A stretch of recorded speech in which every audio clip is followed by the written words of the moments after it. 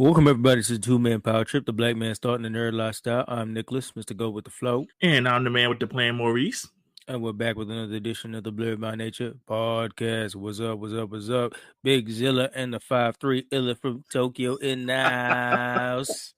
What's up? Black Anime Podcast number 202 in the building. What's up? What's good, bro? What's good? Hey, let's step vibe, guys.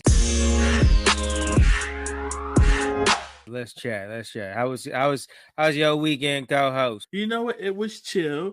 Got some work done, outside work stuff, projects, blah blah blah blah. But it was a relaxing weekend. Good. We all need that relax once in a blue moon, huh? Yeah. Nah, man, I felt that. Well, the weekend was more of a recovery. I was feeling out of the works and stuff like that, and I was fighting some stomach pains and stuff like that. But other than that, I co-host bounced back at it. Co-host is back today. For the last 2 days, co-host was out on commission. Man, like I said, I'm just happy to be mobile again. So yeah, man, I hear that.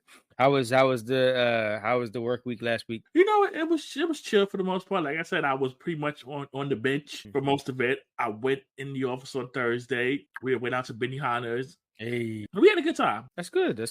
Yeah. Now, who took y'all to Benihana's? Was the new manager? Yeah, the new manager. That's what's up. So yeah, we had a good time. Like I said, that was my first day, like really walking around on my foot. Yeah. And how you feeling? It was okay. Okay, that's good. Better than before.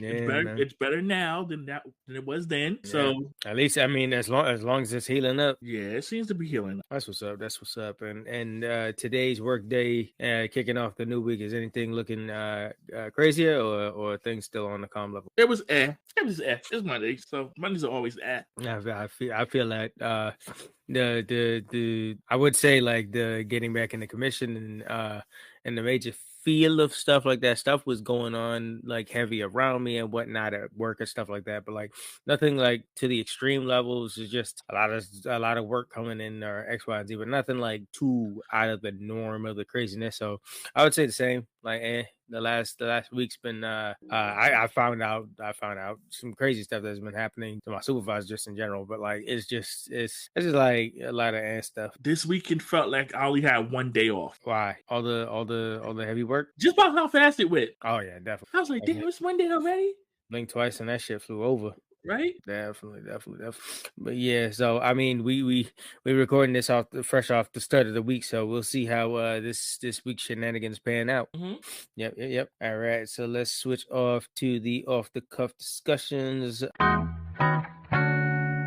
Right quick, we could chat about, and this is going to be something detailing our experience chatting on the main event, but this kind of touches on it. But I want to talk to you about vacation high versus fall back to reality. What's your thoughts on like when you go on a good vacation and you feel, you know, the hubris, the greatness of like you're on a vacation feeling high and stuff like that, and then you get brought down to reality. Now this has happened to us as we've traveled a couple of times now, but now like what's your feelings towards vacation high to getting smacked dab right back into the reality of work stuff? Oh, the vacation high is always great, especially when it's a good vacation. That crash is always low because 1, you don't want to come back. Nope. 2, you don't know what you're coming back to. Another Earth. Yeah. So in that regard, yeah, it's like that crash be hitting. Come back, you're like, oh, this is all bullshit. I want to go back on the plane.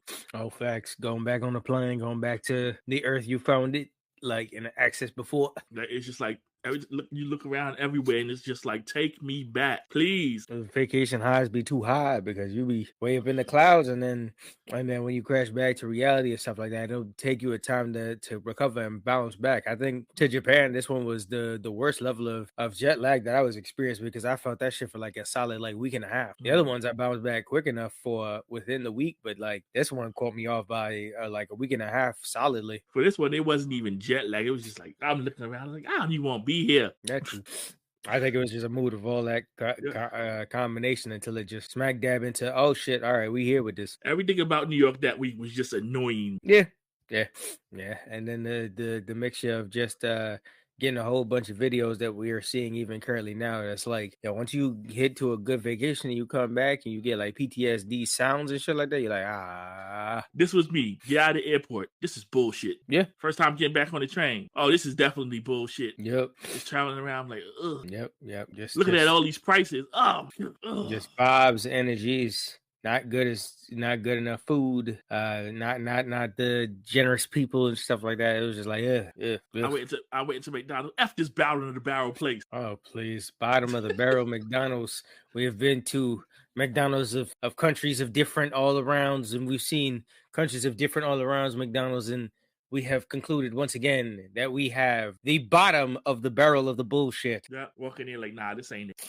It's a mess, man. It's a mess. So yeah, that's I'm gonna count that out. It's just a small discussion on the vacation highs versus back to reality that we're gonna touch on very soon. All right, so let's go into some small, quick nerd / reboot news.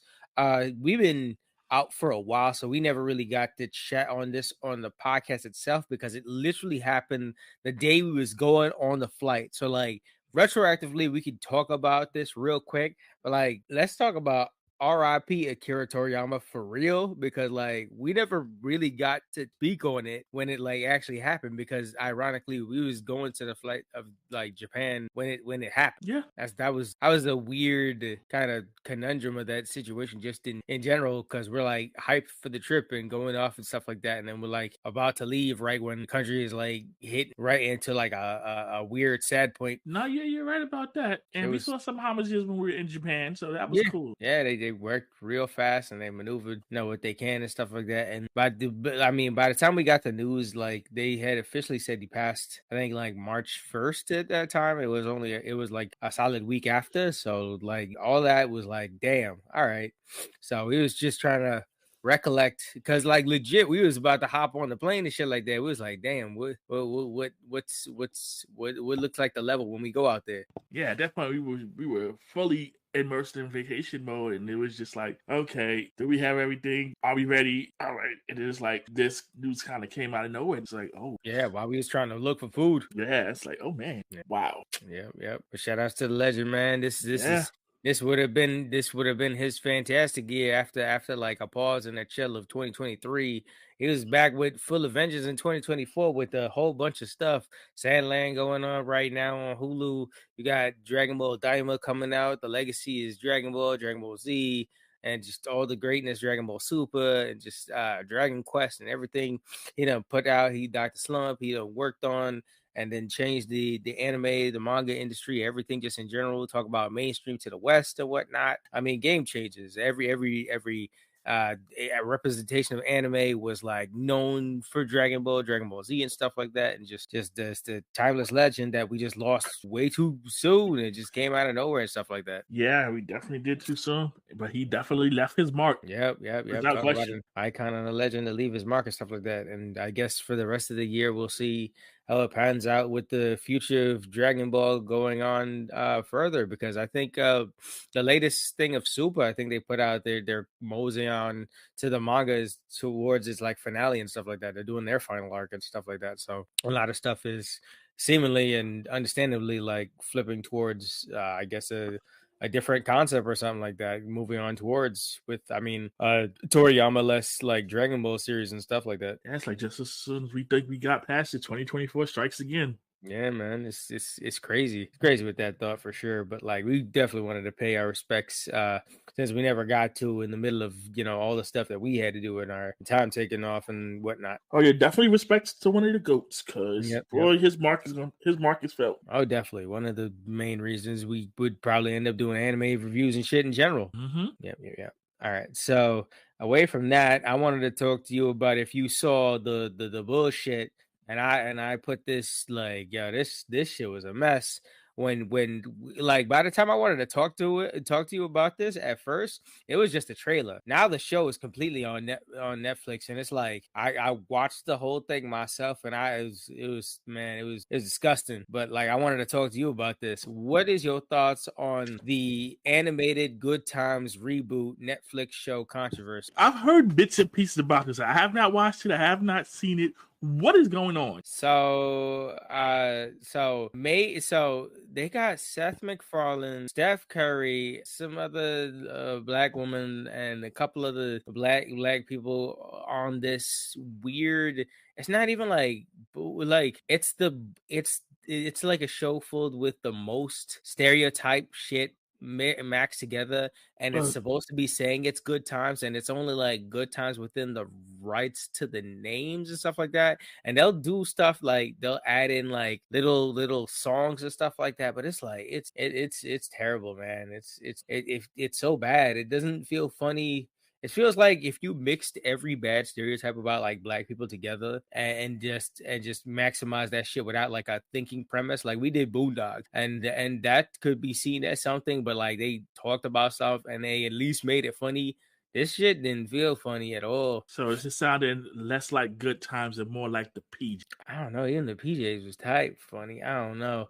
I feel like you gonna have to sample it yourself or something like that. Or have you seen the trailer? No. I wouldn't subject you against it, but if you feel up to it, if you curious about it, man, go check the trailer, and then I guarantee you, if you aren't already tapped out from like thinking what Good Times is and thinking, hey, what if an animated reboot was just 10 times still worse somehow? And then like they just go in, and then they just go into the show, and like the first 2 episodes, everybody says it for sure, like this shit is terrible, but like the first 2 episodes is the absolute bottom of the barrel. Try to drag yourself through glass to try and watch it. Like I wanted to stop, and it was bad. It was I heard y'all, this is gonna piss me off. Yeah, it is, because it pissed me off the whole way through. Like the whole way through. I wanted to give it the benefit of the doubt to see if anything was good. And honestly, no, it was absolute dog shit. Dog shit. It was like by the time I ended up finishing it, it was a big old fuck. Even the ending was absolutely dog shit terrible. I'm talking about they gave this thing 10 episodes. Out of all the things you want to give 10 episodes to, but they have so many they have so many actual black voices to this. And I multiple times throughout the series, I just sat there and I was like, why'd y'all agree to this? Yeah, because when I think of Good Times, I think of certain things, and it sounds like what this is none of those. Nah. It's only Good Times and names of like the characters are like, I guess like some characters are like the grandchildren or something like that, and then they sing some of the songs that'll probably piss you off by the time they get around to it, because this is just so stupid. They don't follow up on any of the old characters, if you even remember any of the storylines from before, how you would imagine people growing up to be. No, it's just hood booger people doing hood booger stuff in the hood booger situation. It's bad. Even the shit that's extremely stereotypical and stupid still doesn't even add up to make any sense. And then it's like, why is Seth MacFarlane on this? Oh man, who greenlit this mess? Steph Curry, Netflix. They're wasting their time with this, and it was just bad. It was. I guarantee you, I think probably that was the worst thing I've seen. And that's Netflix. Netflix is putting up numbers when it comes to shitting on black people in animation, because this and Yasuke. That's how bottom of the barrel. Yeah, this is peak Yasuke type shit. Oh no. You want to see a black character whose superpowers is he turns into fried chicken? Excuse me? Yeah. Okay, there you go. That's all I got to say. That's one episode. Oh no. Yeah. Yep. I'm telling you, man. It's you could check out the trailer, and if you survive that, and your curiosity is not already killed, and you want to go watch that first episode, you're gonna probably end up throwing up by the end. But like, hey, man, I don't know. All I know is I wish I didn't. I wish I didn't watch it. Wish it wasn't made. It didn't need to be made and shit like that. Like, damn, son, they really putting up numbers when it says you can't really trust all black thing. Yeah, this definitely like it ain't. No, not even close, bro. Not even close. They didn't even hit like Boondocks bar and nothing even like slightly. It was terrible. It sounds like it needs to be in the ground with they that shall not be named. Honestly, it should have. Like when I honestly think that the levels of shit that this is, that how it came out and produced and shit like that is so bad that I think the thing that shouldn't be made would have been a better made over this. That's how bad that is. Damn. I know, man. I know. I feel this is coming from a person that like I didn't raise up on Good Times or watching it like that. So I don't got no like super attachment to Good Times like that. I was watching it around people and they was getting irritated, and I was getting irritated without even any of the major content. Did moms watch it? I'm not putting my mom. Good. I'm not doing that. I just want to make sure. It was just me and Kenya, and Okay. I tapped out a bunch of times, and Kenya was like, "Yeah, I want to watch because I want to see your reaction and get more annoyed." I was like, "Yeah, whatever, put it on." Like it was just that was kind of it because I was tapped out after the first episode. Makes sense. Whew. It's one of those torture watches at this point. But yeah, so that's it. Good times. I would not recommend, but hey, curiosity. Curiosity killed the cat. I don't know about this. Yeah, definitely, man. So yeah, so since we've been out of the game, I wanted us to talk about a little bit on the Quiet on Set documentary, which like at the time, by the time when we came back, that's when they had dropped the thing in full. And then like over time, when we was like getting ready to do this episode, they dropped like the 5th episode. But like I just wanted to get some quick thoughts on like the documentary and thoughts about like our shows and like childhood growing up on like certain things and just the way how you see things when you get like detail all furthered out. It's just like the shady stuff that's coming to light. Woo. Yeah, man, you never know. I'm seeing more TikToks now than ever talking about like you when you go back in time, you talk to younger you and younger you trying to show you certain shows, and you're like, nah, man, that was she old girl was talking to her younger stuff. She was like, nah, actually that's for grown folks. Nah, you know what? Never mind. She was like, let me show you all that. Nah, that's for grown folks. She was like, let me show you the Amanda Show. Nope.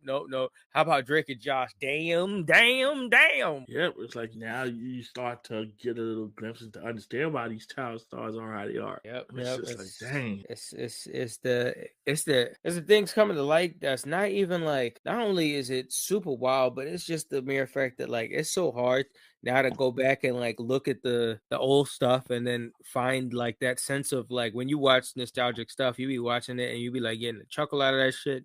But now you can go back and watch that shit and you be like, that's not right. Mm-hmm. It's all that shit that's tinged with that strange kind of weirdness where you're like, you can't even keep this shit on background no more. You're looking at that, you like, nah, this feel way out. It's all been tainted. Yeah, man. They quick to violate and shit like that. But yo, that document was the heaviest set of tea shit. Like when we came back from Japan, I remember when that shit dropped and I was watching like the first 2 episodes that came out. Then I think I watched wrestling. Then I came back to HBO Max only to see that they dropped the other 2 episodes. Ran through that shit. I think the thing that caught me off guard was when they was talking about them support letters and they dropped. Yo, you never know the shit you be doing all the way back in the day. You never know when that shit creep up on you. Because holy shit, when they leaked the names of them letters, that shit was crazy. The way how they was talking about the names in the industries, like I was like, damn, they caught these niggas red-handed. Yup. Shit crazy. Nah, that doc was going triple, double platinum. The way how people was talking about it, the people, the discussions and the conversations going down, and a lot of people coming to light about like the way how they used to pester their parents about trying to be famous.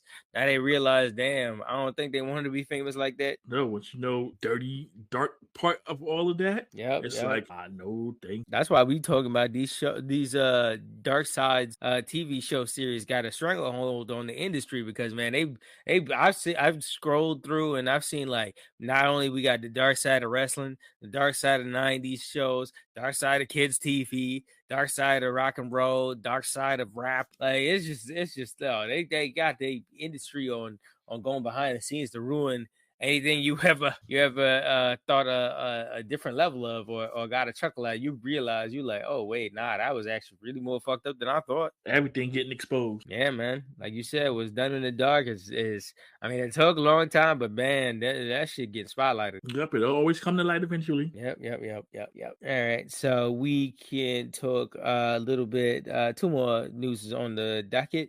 So a couple, I want to say like a couple weeks, maybe like a month now, Invincible season 2 has just finished up and stuff like that.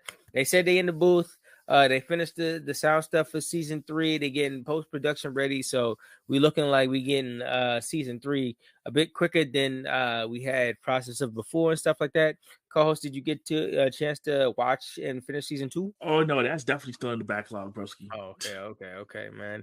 Good season as always. Invincible is always good watch, and we going into good stuff. Season 3 is cooking up, so shouldn't be as long as the wait between season 1 and season 2 for sure. And the mid cutoff half point where they did like both seasons at separate times and stuff like that, like all of that, all they said they coming back quicker. They got the people working together. They already greenlighted season 4 and season 5 for the show. Oh wow! A new big AAA game is coming. They still working on live action movie. I think like Invincible content going up. That's good. I've seen bits and pieces of season 2. I will get into it. Oh yeah, man. It's a wild fucking ride. So it's come on and you gonna enjoy it for sure. And the last bit on the nerd news is shout outs to the new AEW World Champion, because we love to see it. Black, new black TBS champion, and we got a new black AEW World Champion, Swerve Strickland, and we got TBS champion Willow Nightingale. We love to see black. It's beautiful time. I mean, crown our black champions out here. Yep. I popped for Willow. Yep. Swerve, I had mixed emotions, but not in the way you think. Uh-huh. It's only because Joe was such a good champion. I was just so torn. I was like, oh, which way do I? Nah, I get it, but I also enjoyed the fact that like Joe showed that you could have a worthwhile reign in a short amount of time. Because I don't mind the short reign, because Maxwell had that shit for like an entire year. So I wasn't crazy about another person holding it for like forever and stuff like that. And if he did it to pass along times to Swerve, then sure, man. I'm curious. I'm curious to see. I mean, where do we go next with more Joe than I think Swerve? Like Swerve, we can find out like next challenges and stuff like that. But I'm curious what they trying to do with Joe next. Well, as long as Seabiscuit ain't come out and mess nothing up, we all good. Yo, everybody kept calling that shit, and I was in the back of my mind every time he had like a kick out or something like that, or when he gone like all the way up trying to do that stomp. I was like, oh no, please. Yeah, I was looking. I was like, please don't pull how Jack Perry did pulled up in the Sting match, man. Right. I was like, I'm watching all sides and stuff like that. Like nah, bruh. He already came out. He already came out like Killmonger and shit like that. Like, come on, don't do this to me. Right. I was like, okay, the coast is still clear. Then they had like Stephon Smith. What sold me? It was the second they said Stephon Smith was the referee. I was like, black referee, and it was like, this is his first time reffing the World Championship. I was like, all right, everything is like 99% convincing me here. If Hangman popped out, y'all some bullshit. Yo, every time I see that ref, I be having to double take because he has the same build as Mr. Black. Yes, and I'm just like 100%. Hey man, Stephon proving that milk chocolate ref could pull up out here. I mean, we looked twice and then boom, shit, Mr. Black be out there, right? I was like, okay. I mean, I be here for it. We blinked twice and bam, he working AEW. I don't know, man. I'm here for it. If he ends up reffing, hey, I ain't mad at it. I know, man. I know. But yeah, man, black. We love to see it for sure. Yeah, so, but now, and even now, where do we go from here with Swerve? Yeah. We'll see. I mean, I think that might be the time where Seabiscuit wake up out of his freaking bed and might show up on Wednesday. He can't go to sleep no more. The second that 3 count came down and they handed him that belt, he woke up like the Undertaker got to sleep. Nah. My vacation's over. He said, if I got a limp back, I'm coming back for that title. I don't even want it. I just needed to be away from you. Nah, so I'm saying, get up and look on Twitter. He's like, what? What? The second that 3 came down, he was like, I could live for 5 seconds, but then the second that belt was in your hand, nope, I made a mistake. Nope. That's enough time with my family. I'm done. I'm back. At work. I'm clocking in. He said, I'm clocking in for my player hater of 2024. I'm back. Oh man. He said, I saw what Tama Tonga tried to do to Kevin Owens. I'm ready with my pickup truck, bro. I'm ready to run you over. Yo. Call me Adam Uso. Call me Adam Fatu. Like I'm ready to take you out, bro. Listen, so I'm gonna run him over the actual horse. Oh, new horse, bro. He gonna be chasing him down the pine, bro. She gonna be looking crazy. We're gonna get Hunter Horse Helmsley II. Oh God, right him in the they definitely pulling up for. They got to do something. They probably pulling up in a steel cage match or some shit like that. Right, that shit to the cage, boy. Right, that shit gonna be crazy. But yeah, all right, let's go. It's time for the main event.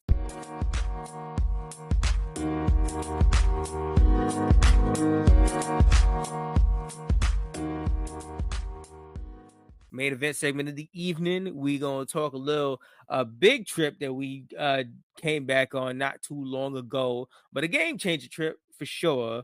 We gonna talk about that Blerd by Tokyo Takeover in full detail. Let's get into the greatness that was our time in Tokyo, Japan. All right, let's talk about it. All right, so so the way how my notes and my recovery of the day is working is cutting it down from, like, I guess day by day, and I go all the way back from about you want to talk about like Thursday night into the Friday morning departure start, like us, like let's start into the groove, like getting. Oh yeah, if we talking about that going into that Thursday night, at that point I'm just getting everything together, making sure I got everything. And as always, I still wind up leaving some stuff. Yeah. Hey, you gotta put your hands up in the air at that point. Fuck it. Like sometimes shit gonna give. Just like that time, I will never forget how I packed everything and I had everything all good when we was about to go to London, and I was packed all that morning. All I was doing was charging my phone, and I took all the plugs with me, so I had to charge it from my kitchen. But then I realized that traffic was looking crazy and stuff like that. So I was like, let me order my Uber real quick. And then I hopped in there. And it wasn't until I got all the way to the airport that I realized I forgot my charger in the kitchen. Yeah. And that's what I had to ask. Yep, I had a similar situation. And I was just like, I mean, at this point, I'm in Queens. And I was like, Yeah. I was like, I ain't nothing I can do about it now. Oh, well, man. I thought I counted for everything. And I was like, left for it. I was like, Yeah. I mean, I was packing and getting my whole stuff ready and stuff like that. But like, just I was like, what could I need? What could I need? What could I need? And then I was just pretty much chilling, waiting for the time, because this was our late night flight, so I didn't want to try and catch no nap and then have that shit pass by. I was like, yo, I just sleep on the fucking plane. Exactly, I did the same thing. So when I got to the airport, I was like, okay, I looked for you, I found you, Yep. and then we checked all these bags in. And yep. Well, at first, I was originally the first one that got there, and I waited for a bit. But I was looking around, and I was trying to see if we plug our thing in and we could check in from that point, because I saw the kiosk and stuff like that, like the thing right there, and I kept plugging into the machine a couple times. So I was like, where the fuck is the one for the Japan Airlines? Because it's like right there. And then the only thing that kept popping up was British Airways. I was like, all right, I guess they do it old school. I guess you got to get in the line and get to them and stuff like that and have that check-in. But I was so used to like doing the shit manually, just handing them off and shit like that. And I was ready to pay the extra baggage fee or something like that and stuff like that. Like I was ready to do stuff, but I was like, oh, okay, I guess we'll wait. So I waited until I met up with you. Yep, and I was like, okay, let's go find where we're supposed to go. You said you tried the kiosk, so I was like, all right, and I guess the kiosk ain't it. So we met one of the nice customer service people. They're like, yeah, you go over there. Yep. Like, I bet. Yep. So we met those people and we passed our items up, and we all fixated with that and stuff like that. And then we get into our TSA adventure. First hiccup. Yep. First hiccup that don't realize until nothing. So all right, so we head off from the TSA and we putting our stuff in, and I put my stuff in first before you, and I have everything fixated and set it off into the machine and stuff like that. And then you put in your stuff after me. We put it through the machine, everything's all, and then we sat back and stuff like that. Your stuff comes mysteriously out first, and then I see my stuff, and I was like, okay, it's coming down. Then it get pulled up. Then it get hobbled for a second in there, and then it comes back down. Nothing looked like nothing changed. Nothing looked like anything been moved. It just shift down and stuff like that. And after like a couple of people came past me and stuff like that, I'm like, oh, okay, all right, what's going on and stuff like that. And then I go all the way to like I've been waiting for so long, and I'm seeing you pretty much fix yourself up and pretty much get all your stuff ready and whatnot. So I grabbed once it comes through the container and stuff like that, because I thought they was gonna end up asking me to open up the bag and do a double check or something like that. But since it came down, I thought everything was all Gucci. So I picked up my thing, and then I went all the way back to my chair, and then I fixed up everything that was in my bag, put everything together, get myself situated, and get everything good. And then you get yourself situated, everything Gucci. I'm thinking everything's good. My bag feels like the same level of heaviness and stuff like that. Everything all good. All right, keep keep pushing, and we get through TSA. We all good. We waiting around for the plane and stuff like that. It's late night, so you would imagine we hungry. We're trying to get something to eat. We don't know, what's the food accommodations on the plane just yet, and it's going to be a minute before you get something to eat on the plane in the first place. Yeah. But it's late, so like most of the food places in there closed. They had like one spot open for maybe they could warm up your sandwiches and stuff like that. We walked around for like a hot minute. We walked around looking for our gate because we was far off in like a corner somewhere. Kept looking around some spots, looking around to see if we could pick up some snacks, whatever the fuck was going on or something like that. We realized the only place we could eat is that one the cold cuts place that got sandwiches and stuff like that. So we got food from there. In the midst of all that, like we were saying earlier, we got a whole bunch of text messages coming through that says Akira Toriyama just passed. We was like, oh fuck. Well, damn, that puts a some kind of weird mood going into our travels. But hey, man, shit was strange. But yeah, we picking up our food, we picking up our snacks and stuff like that. We get a chance to eat a little bit before we head out for the plane, and then we wait a couple of minutes and stuff like that.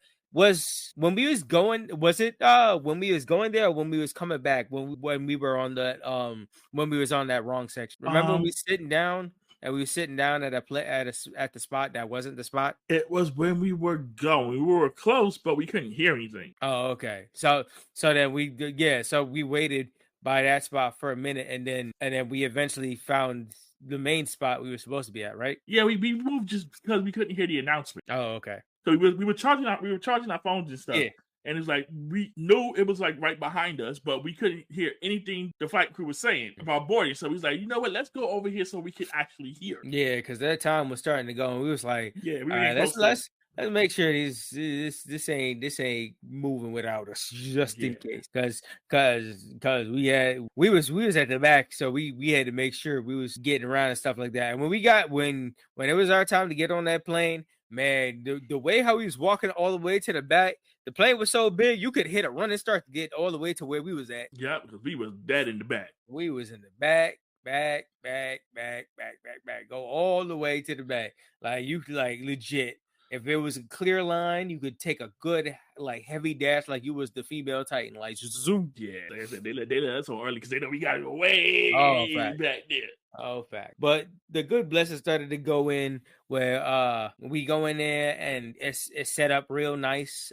We put our stuff away and we get ready to sit down and relax and whatnot and stuff like that. Seats was all set up nice. They had like pillow and blanket. They had headphones. We was messing around with the TV and figuring how X, Y, and Z, how that worked, how to put in our headphones that we tried to figure out for a solid minute, like where these go. Find out it went into the armrest. I was looking around for like a minute and stuff like that.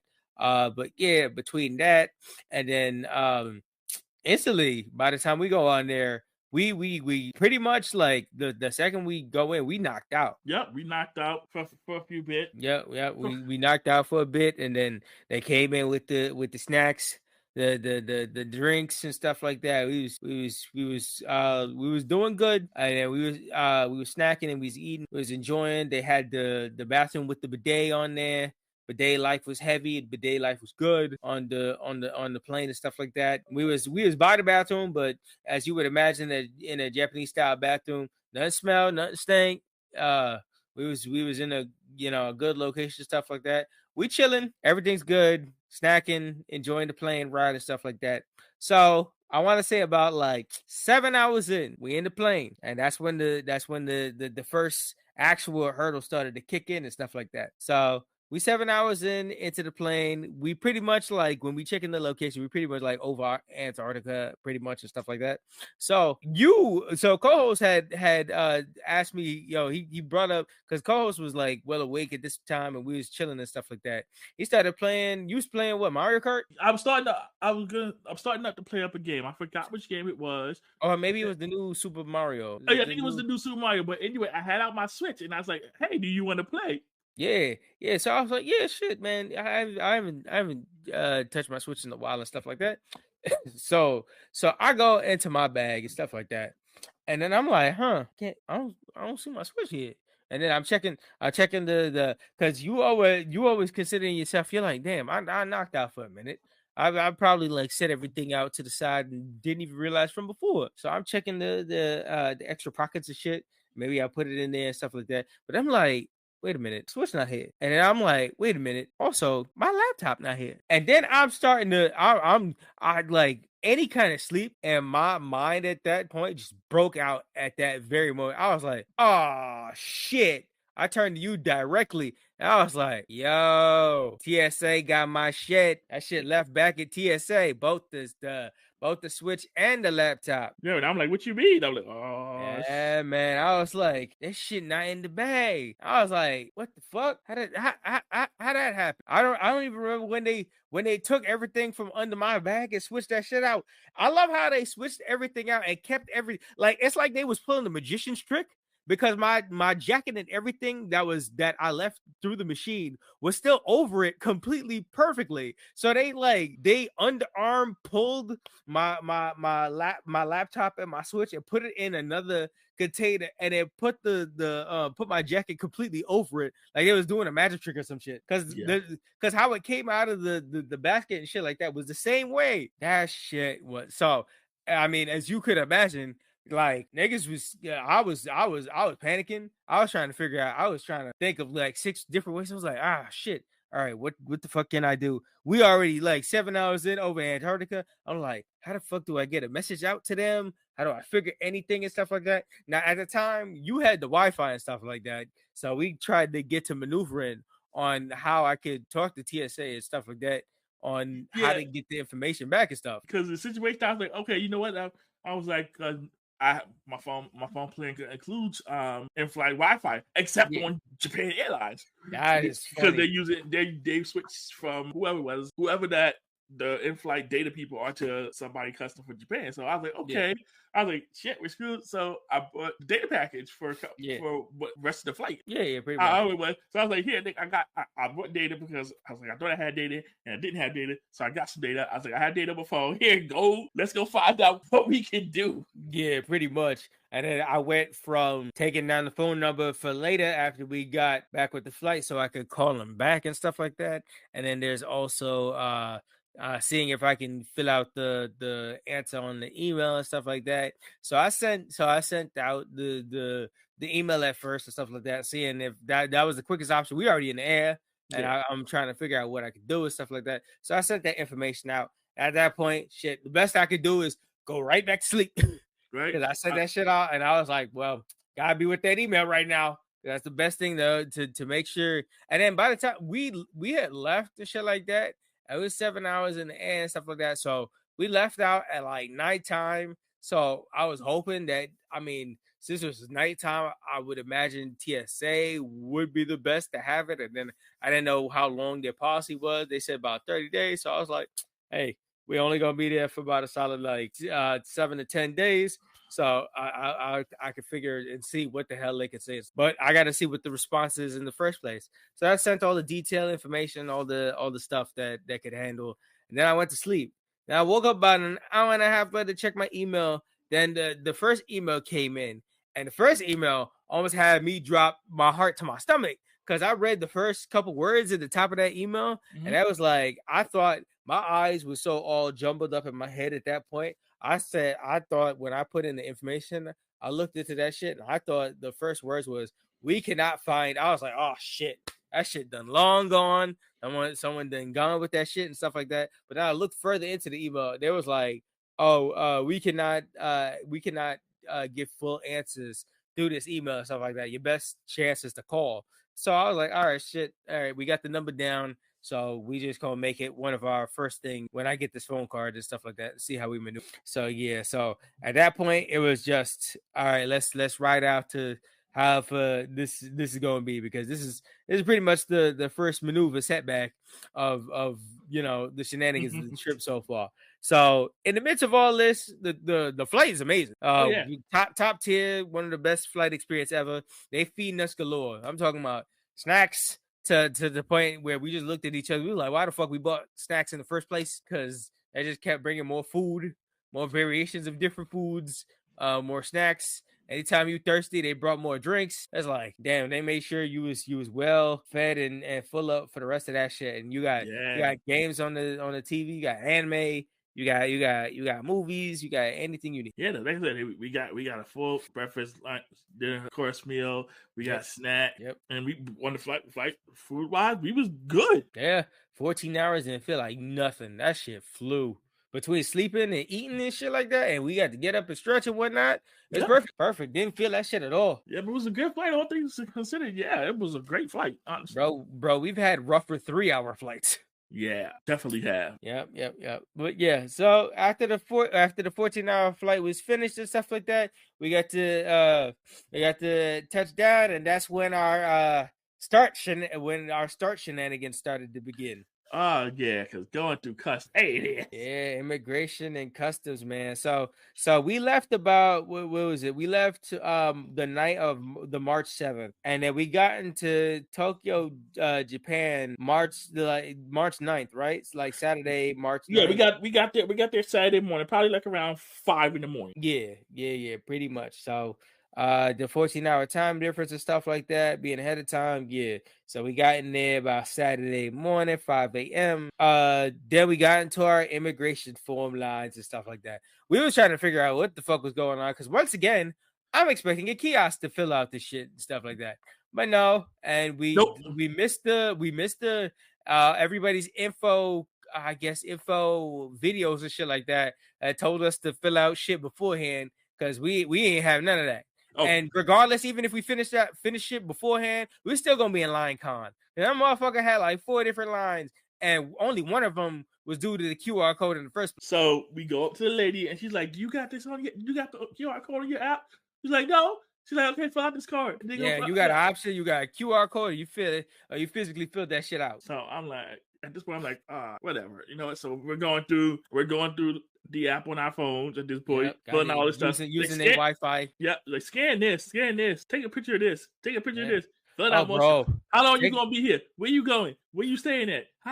All this shit. Taking a picture of your passport took way too fucking long. It did. We had to get the right corner in the right section. Yep. So we did put that shit at so many angles on so many back walls to take perfect pictures, and they was like, nope, that code cut, no. Let's try again, to scan that shit like 4 different times again. Yep. So we finally got all that. We got our QR code. It was like, okay, all right. Yep. First line. Do. Scan our passport. Scan the QR code. Scan our thumbs. Okay, good. So we finished. Nope. On next line. Scan the passport again. Yep. Some people like to ask. Yeah, scan the QR code. Some of them ask you the same questions. How long you here for? I'm like, bro, you know this. Right. I just told what's this over there? You know, whatever. Yes, I'm here. I'm going here. Yep. Yeah, I'm being here for this stamp. Give me my stamp. Yeah, give me a stamp. Shit. All right, now we move on and forward. We think we home free, and then boom, nah, sir. Gotta go in the customs line. See if you need to declare something. Like what? So again, yes, I'm from America. Yes, I will be here 10 days. Yes, I'm staying at this place. Yes, you can scan my thumb again. Oh no! Wait, am I done? No. Okay. No. After you finish the customs line, now you got to get to the exit line. I'm just like, and then you got to go one at a time, because they only open the gate for one person at a time. Try to get through. We got to scan you one time. We got to make sure y'all filled out that customs thing first. I'm like, we spent 30-40 minutes on this doggone thing. It's filled. Bro, we spent 14 hours getting well fed and pampered on that plane, and we finally understood why. Because by the time you come into that immigration line, we was in that bitch for about a solid 2 to 3 hours. Yes, we were. They fed us super well, because they knew the next time you wasn't eating was anytime soon, buddy. So once we finally get out of customs and immigration, we're finally in the actual airport, and now we have to figure out how the heck to get up out of here. But first, we called family just to let them know we're back on the ground. Yep. And then Nick went and called TSA. Yep. So first things first, by the time we touched down, we got through all that immigration bull and stuff like that. We had to take the obligatory "we in Tokyo" photo, so we get lined up and stuff like that. We make sure we take our photos and get that ready to let everybody know we here, and then we go off and look for phone cards and stuff like that. and try to change up our money and stuff like that to make sure we got what we got and we got money ready and stuff like that. We found the I think you found the 7-Eleven ATM, or you found another ATM to take out money. I found a ATM. Oh, okay. All right. So we found some ATMs. We exchanged some money and stuff like that.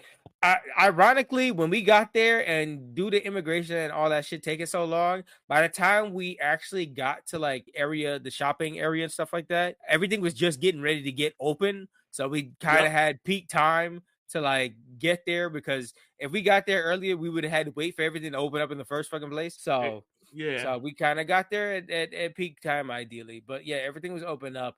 I was getting my phone card and I was trying to get a certain phone card, but a guy was convincing me to another phone card that was supposed to be something better and stuff like that.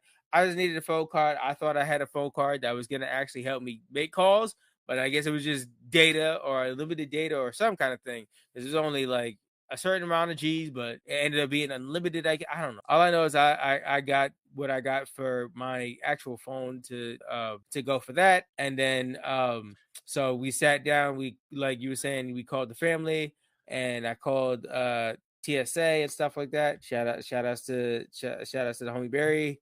Like, he came through. I asked him, I gave him the details and stuff like that of all the stuff and when I was coming back, and it's gonna be there that night, stuff like that. So that was already a setup mission for the end of the trip and stuff like that. That's how ideally the trip was going to end and stuff like that. He found the laptop, he found the Switch, and they kept it under wraps, and they knew when I was coming back and stuff like that. So they had that all lock, stock, and barreled, and they found that stuff. That was one thing straight off my mind. Thankfully, they had it and stuff like that. I wasn't going to have it for like the downtimes of the trip, but hey, I knew I could suffice myself with something else pretty much. But regardless, I'm happy that shit was secure. Yep. So that part is all that part is all contained, and now we're trying to figure out where the fuck do we get to the trains.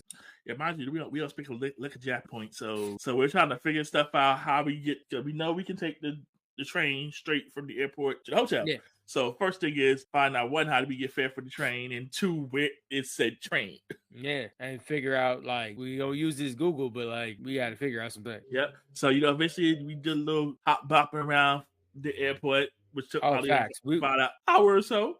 Oh, definitely, because we went around to different machines and we're trying to go through the process of, should we buy from here? No. Should we come here and buy from here? No. And then we went to the information. Now keep in mind, we lugging our suitcases around and shit like that, going back and forth, trying to figure out shit. We try to get out of people's ways that's already used to this shit, trying to get their shit. And then we try to go some places take money, some places take card only and stuff like that. We was like, not sure about this. So we go to the informational people and ask them, all right, where we trying to go, what maneuvers we trying to make. And then there was a suggestion somebody made and stuff like that. Go over there and see about Pasco. So all right. Let's see what's popping with this Pasco. Like let's see what's going on with it. So we go around.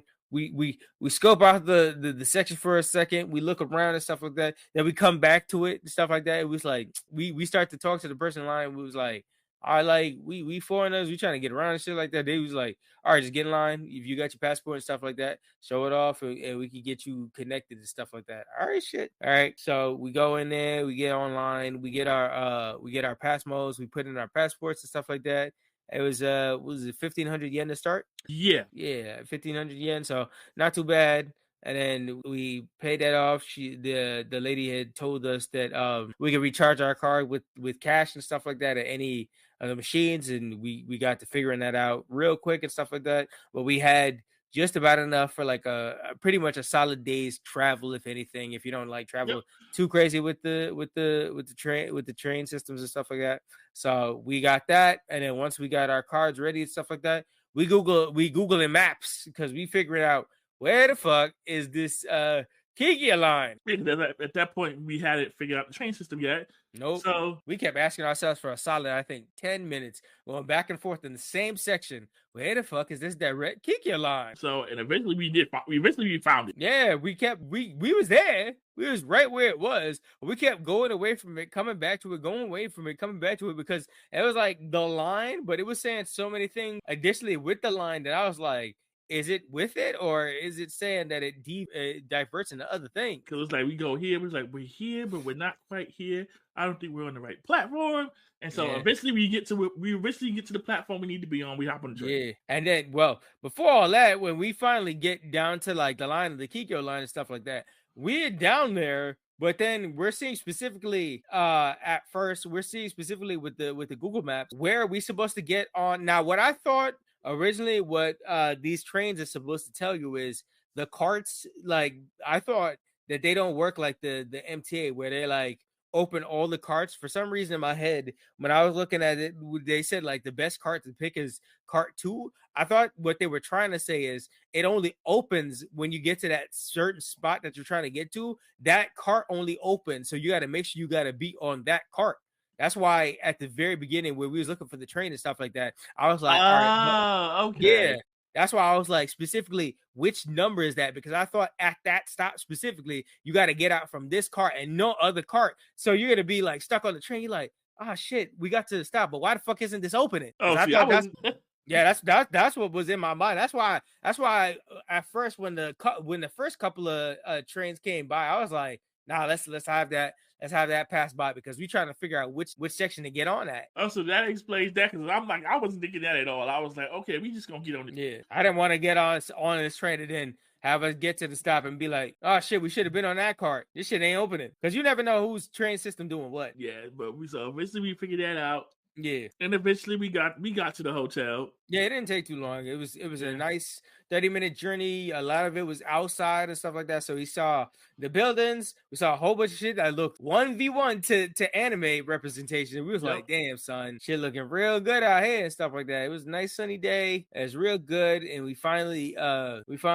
got out and we was trying to figure out how to maneuver, stuff like that. I think while we was waiting on the train and having a lot of stuff pass by, I think that was our first meeting up with our first vending machine. I think you ordered something from that vending machine, right? Yeah, I got something to drink. I got me a Coca-Cola because I was thirsty. Yep. And I was like, oh, take the card. And I was like, the passport card. So I tapped it. And I was like, oh, okay. That's how this works. First encounter with the good old vending machines down there by the train station. All good times, man. Mm-hmm. Yep. But yeah, so when we finally arrived at our stop and stuff like that, we're trying to figure out how to maneuver to our exits and stuff like that. We're trying to find, because we're already being greeted by a whole bunch of like stairs and stuff like that, and not a lot of elevators that take us to certain destinations. So we're trying to maneuver and try to figure out which ones actually has the elevator for us to go up and stuff like that. Mm-hmm. So after going up the first level of stairs and stuff like that, and after realizing it was one of those things just like the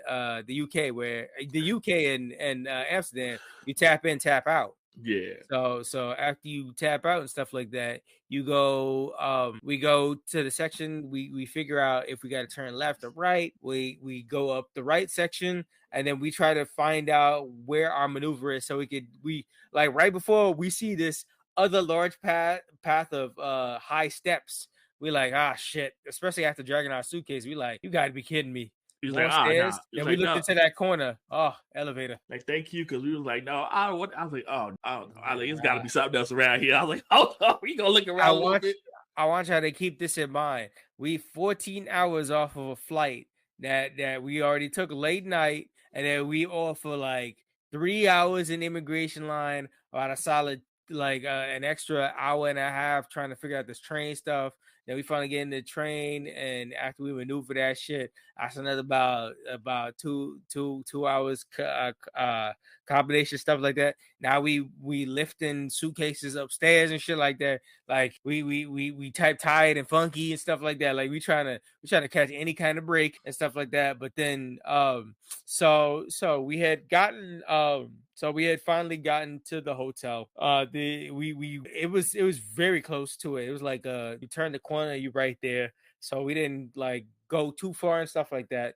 We get into the hotel, and then this is when we try to see if what happened with the trying the early check-in. What happened with I'm trying to remember. No, we just didn't do it. Oh, okay. We just didn't do it because early check-in. Yeah, we didn't even look into it at that point because I think they were still working on our room. I think that's what they was talking about it. We were so early because check-in was, I think, at 3. Yeah, because we had to got there. And we got there like around 9 o'clock. Nah, we got there about like Was it? I want to say like 11. It was 11. It was like 11 a.m. Okay, yeah. I know we got there really early, so yeah, it was like. As we had a super amount to kill and stuff like that, so we had to figure out the maneuvers off of that. So what was it? So we at least told them, all right, let's leave our suitcases here. You know who we are, and they figured out our time and stuff like that. So we know what time to come back at. They take the suitcases and they take that up. We go use the bathroom before we head out. We see more vending machines and stuff like that. And then we're like, all right, so we got time to kill. Let's scope out the area. Yep. So we go walking around. Yep. So this is where we search the area, and like we go all around. We instantly find a 7-Eleven. Mm-hmm. Yep. 7-Eleven wasn't too far from the hotel, so yeah. Yep. We find the vending machines. We had talked to the concierge beforehand, and we asked about some subtle stuff. We asked about like food places around. We asked for like 7-Elevens, like a McDonald's that's trying to make a map for us and figure out and stuff like that. But we got to maneuvering around and stuff like that. We saw stuff like Family Marts. We saw 7-Elevens. We walked all the way around where we was like going through probably the local train stops and stuff like that to see the area and how stuff was looking. When we got to 7-Eleven, that shit was amazing because it's all the 7-Elevens that people be talking about and all the Japanese videos and stuff like that. First time in Japan and stuff like that. You can eat like kings in 7-Eleven. They got all kinds of stuff.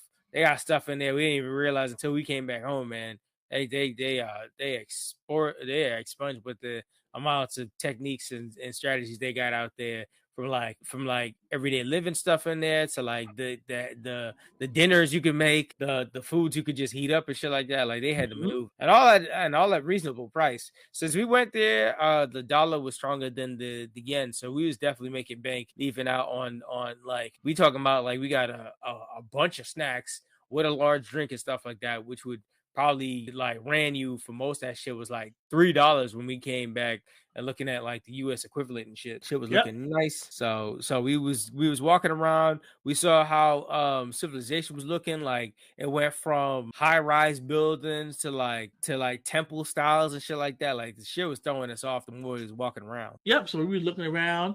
Then we went and got something to eat because at this point we're hungry. So yep. And then we like the blocks that they have out there, them shits was like divots. Like if you had like a bike or a skateboard or something like that, you'd have fun around there. Man, them hills, I was like, you know what?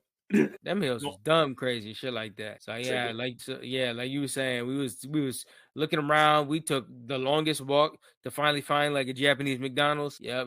But we as always when we go into another country, we always want to test how bad is our McDonald's compared.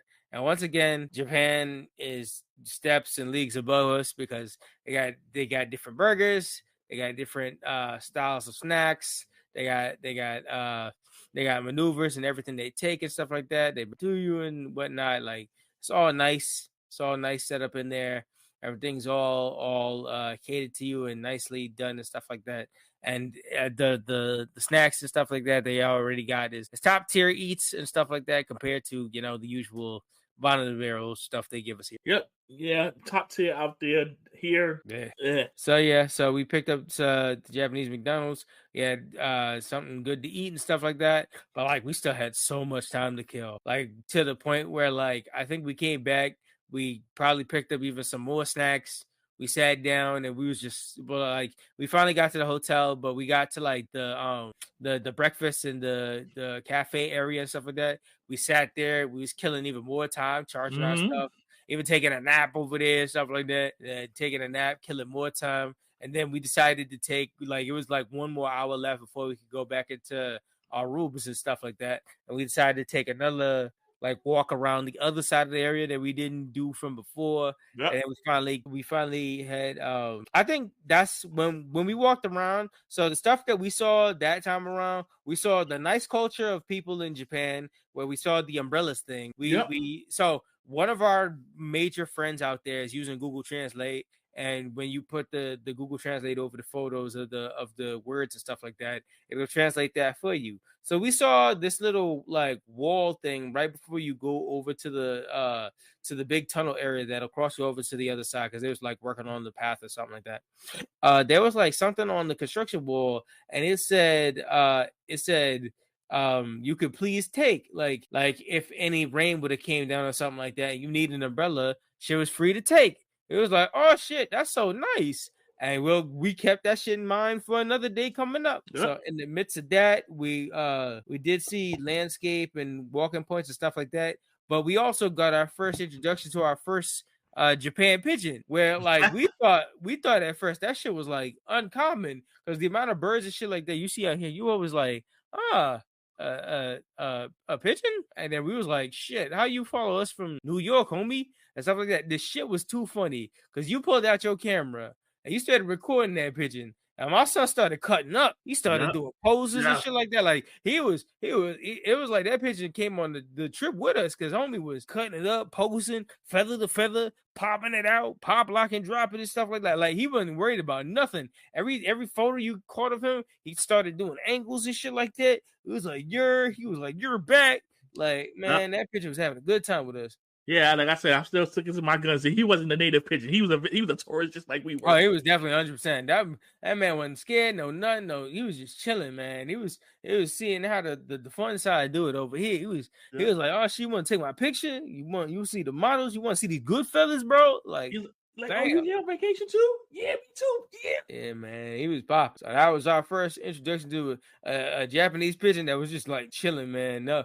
Like that dude's he was definitely tourist style and stuff, because he was chilling. He was a foreign exchange pigeon. Oh, facts, because he was just moving like it was regular. He's like, yeah, I come out here every now and again. Hey man, sometimes you gotta have your feel in New York, and then you just gotta vamoose and shit. Like we understood that for sure. Yep. Yeah. So after we had come back this last time to the hotel, we finally ready to, our rooms is all set up and stuff like that. So got our room key, we Gucci.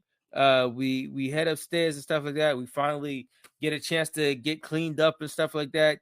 So, and after we had so they put both our suitcases in your room. Yep. You passed me my suitcase, and then we took our time apart and stuff like that. We was in separate rooms, and then we got washed up, and then we came back together to figure out how the rest of our week's gonna go, because we didn't fully do our excursions until we was like there. So we sat down and we maneuvered and set up stuff for the week. But that started to walk us into the size discrepancy that we'd later on follow out for the rest of the week. So for some reason, co-hosts don't believe my doctors and my height for some reason. Oh, you want to talk about the fake news? Okay. Oh, ain't no fake news here. But it was like from that point on, and then when we talked to Peter, that was the true voodoo that started to hit you, because you was doing just fine. You wasn't knocking your head on nothing. Everything was Gucci. Everything seemed like at least a decent amount of size that shit wasn't going out of whack just yet. So we put in our sizes for the samurai training specifically and stuff like that. We setting ourselves up real good, and everything was good. So after we set up, we figuring out, all right, so we should probably, for the end of the night, and the first thing we want to do to check off the list is have it ramen in Japan and stuff. Mm-hmm. So there's a ramen place right nearby and stuff like that. So we collect ourselves, head over and stuff like that. Right before then, we get a message from shout out to Sentai Fountain of Knowledge. Peter, yo, son, he sent us a message. He was literally he put this towards co-host. He was like, co-host, specifically, how are you doing in Japan? And I was like, I mean, he do it pretty well. He's good and stuff like that. Like, what you mean? And he was like, yo, like size wise, how are things in Japan? I was like, yo, you was like, it's pretty good and stuff like that. We go into the ramen place, and it's the first time that this shit hit like an omen, literally. I go in perfectly fine. Coles go in and bump his head. And I was like, oh, that's what he meant. And that was the moment where like size became a voodoo instantly. It was like, listen, the whole place got quiet. I'm just like, that was already fun. I was like, huh? Oh shit! So I thought I ducked low enough. See, man, that was Peter hitting you with that size voodoo, bro. Oh, Instantly, man. that shit happened. So like, all right, so we get in there. We trying to figure out the maneuvers for this shit and stuff like that. We don't know if how else they want to maneuver it. And then we see the guys pointing out like the machine at the side and stuff like that. So we realize that we have to get like a little ticket and stuff like that beforehand. So we run in the Google Translate over the ramen noodles and stuff like that. Figure out what kind of ramen noodles we want. You put in your money. You click the machine and stuff like that. They give you a little ticket, and then you give it off to the person. He sits you at the table. Guy was nice. He came over. He asked us what specifically we wanted in like what kind of level of noodles and what kind of broth and style and stuff like that you want, along with the stuff that you already had ordered and what you pay for and stuff like that. So he was Gucci. He took in the order. He gave us our good ramen. And boy, that shit hit. Yeah, what was that? Yeah, man, that was our first step of actual like legit ramen. You see the chefs in the back, whipping and cooking it up right in front of you and stuff like that. Old Japanese chefs, and they was doing it up nice. We had to take the picture because that meme that was rolling around in my head always, where it says, you've made it when you're in Japan and you eating ramen. I was like, yeah, you're right. I had to take the flick of us eat ramen, having a good time and stuff like that in the spot, because that started out our week. And from that point, I knew it was gonna be a good week. Yeah, I said, ooh, that ramen hit. Ooh, that was. Yeah, man, I missed that Japan style ramen for sure, man. Yeah, I was like, whew. Yep. So that pretty much as much as the first point. After like everything we've been through and going up and down and trying to figure out our maneuvers for the week and stuff like that. That one pretty after the ramen that pretty much completed our night. Yep. Did you have any other things for that night that you was maneuvering on? Was you messing? I think you was messing around with the washer / dryer at that point, trying to figure out what the hell is. Yeah, at that point, that's the only other thing I did last night was just to figure out how to use the washer and dryer. And eventually, I figured it out. Yep. I didn't do a lower, but I just cleaned the machine. Yeah. At a point, and then I crashed. I was done. Yeah, pretty much. Same here. After we got back, after I had the ramen, my stomach was full. I had snacks. I had, because of the time throwing off, I slept and I woke up about like 40 different times, and I woke up and I had some snacks. Then I went back to sleep. Then I woke up. Then I just made sure we was up. So we get into March 10th, Sunday, daylight savings. It had flipped around. We are now like 13 hours ahead now. And it had flipped around while we were sleeping and stuff like that. First breakfast setup. So we had to get there. We was maneuvering our time and stuff like that. We linked for the time to go downstairs to have our breakfast. And then this was our setup for the breakfast. So what was your opinion of our breakfast setup at the hotel? The breakfast setup was good. Everything was good. Yeah. That first day I had to remember to go get my lunch ticket, so I had to go back upstairs. Yeah. I my had breakfast ticket. Yeah. I was trying to separate out and stuff like that. I was counting it up. I was like, oh, they gave us one for each day. Okay. All right. So I figured to drag this down just in case if they needed a confirmation, or you supposed to give it in one at a time, or like what's the maneuvers. So I had my elementary school ticket excess in my pocket just in case you went back up to get yours and then you came back down and stuff like that. So we gave in, and yeah, the breakfast setup was super good. They had from authentic like breakfast style continental, whatever you wanted and stuff like that, set up with like the pastries and the eggs and stuff like that, sausage and mini chickens and stuff like that if you want. Or you could have like traditional, you could have like some sushi, you could have some rice bowls, you could have like the oolong tea, you could have like whatever floats your boat. And I like the breakdown of each, and the people are so nice. Yeah, nice older lady that would come and take our tickets and give us the tray and stuff like that. Yep. And you got the flip up card and stuff like that. You give in the card when you leaving and stuff like that. Like, it's all nice, set up good, eat well. We had the breakfast that set us up and stuff like that, so it was good. So after breakfast was finished, we realized that like the first day after, like our first official day was us walking around to see the area and stuff like that. Second day, we figured out it was best to keep, like, we didn't have anything super planned out for the day. We just knew we wanted to see around like the shopping areas and stuff. Yeah. So I had looked up like a used clothing store that was nearby. That was like, it was like one of like 4 that we was gonna see if we was gonna maneuver to and stuff like that. And then it ended up taking us through like a certain spot. So this is our first time like messing around with the train stations and figuring out like which one we had to go through and stuff like that. So we had gone through, I think was like, we was trying to find like the Kikia line to get to Asakusa line or something like that to get us over to like another line and shit like that. But we was trying to figure out how the fuck that worked. So we attacked in, and then we was trying to find a certain train, but like none of them seemed like the right train. So we tried to leave, but the motherfuckers was like, no, you can't leave. Yeah, we tried to tap out, and it was like, nope. The machine was like, nope, you can't tap out of this. You better ride that train. I was like, oh, okay. All right, so I guess we gonna figure out how to maneuver this. And I mean, we did. We figured out. We started playing train hoppers galore because we was hopping in one section to this section to that section. We was on this line to the green line to this to the Shibuya line to the Shinjuku and Harajuku line, stuff like that. We was hopping around and stuff like that. But our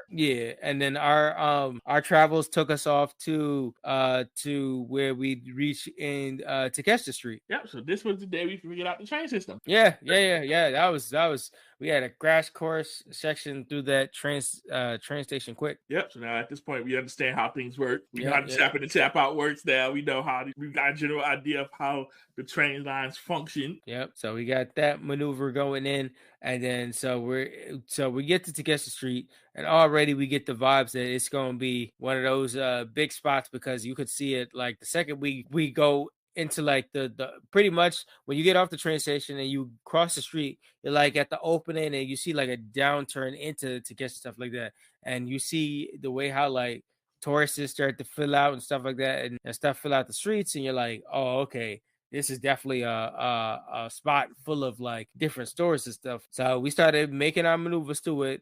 And I was trying to follow the Google Maps that was trying to take us through to get to Kinji, which is the first used clothing store we were supposed to go to. But like the second we walked into the street, we started seeing stores. It was like, well, fuck it, let's go in there. And we went to our first like big gotcha store, which was Capsule World, where we saw like a whole bunch of different gotchas and stuff like that to explore and stuff like that. That's when I started picking up gifts for people and stuff like that. I saw Boom Boom Sentai for Peter and stuff like that. I was looking and scoping all around for the different levels of gacha and the different like amounts of stuff like that you could play over. You could get more change. There's a downstairs that was full of like, there was so much. Yeah, no, it was. Like I said, we literally went to Capsule Corp at that point. Like, yeah, pretty much. Yep. So we walking around, we see people offering out some pet cafes and stuff like that. We see I pass by, we walking around, I see Universal Music that's having a Blue Giant event, which is a movie I just recently seen out of one of my gym anime sessions and stuff like that. It was a big movie in Japan that was honoring like jazz legends and stuff like that. And it was like a big hit. So they just got me perfectly that time where I walked in there and I was like, shit, what can I pick up? What can I keep as a maneuver or something to take home and stuff like that? I got my first manga out there. I got a shirt. I got a couple of supplies and stuff like that.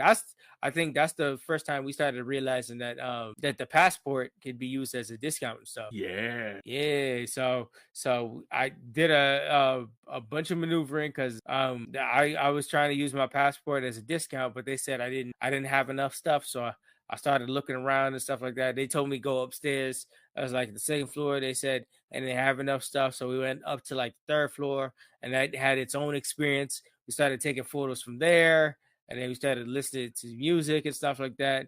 I had to pick up a couple more things, and then went downstairs to the second floor to buy more shit, and just it was a great maneuvering spot. And I'm happy I went the time that I went, because next time I went back there, it wasn't the same. So thankfully I got to pick up. We was there at the right place at the right time, pretty much. Yeah. Yep. So Went to a couple of stores and stuff like that. A couple of anime stores that had like a couple of stuff around and whatnot.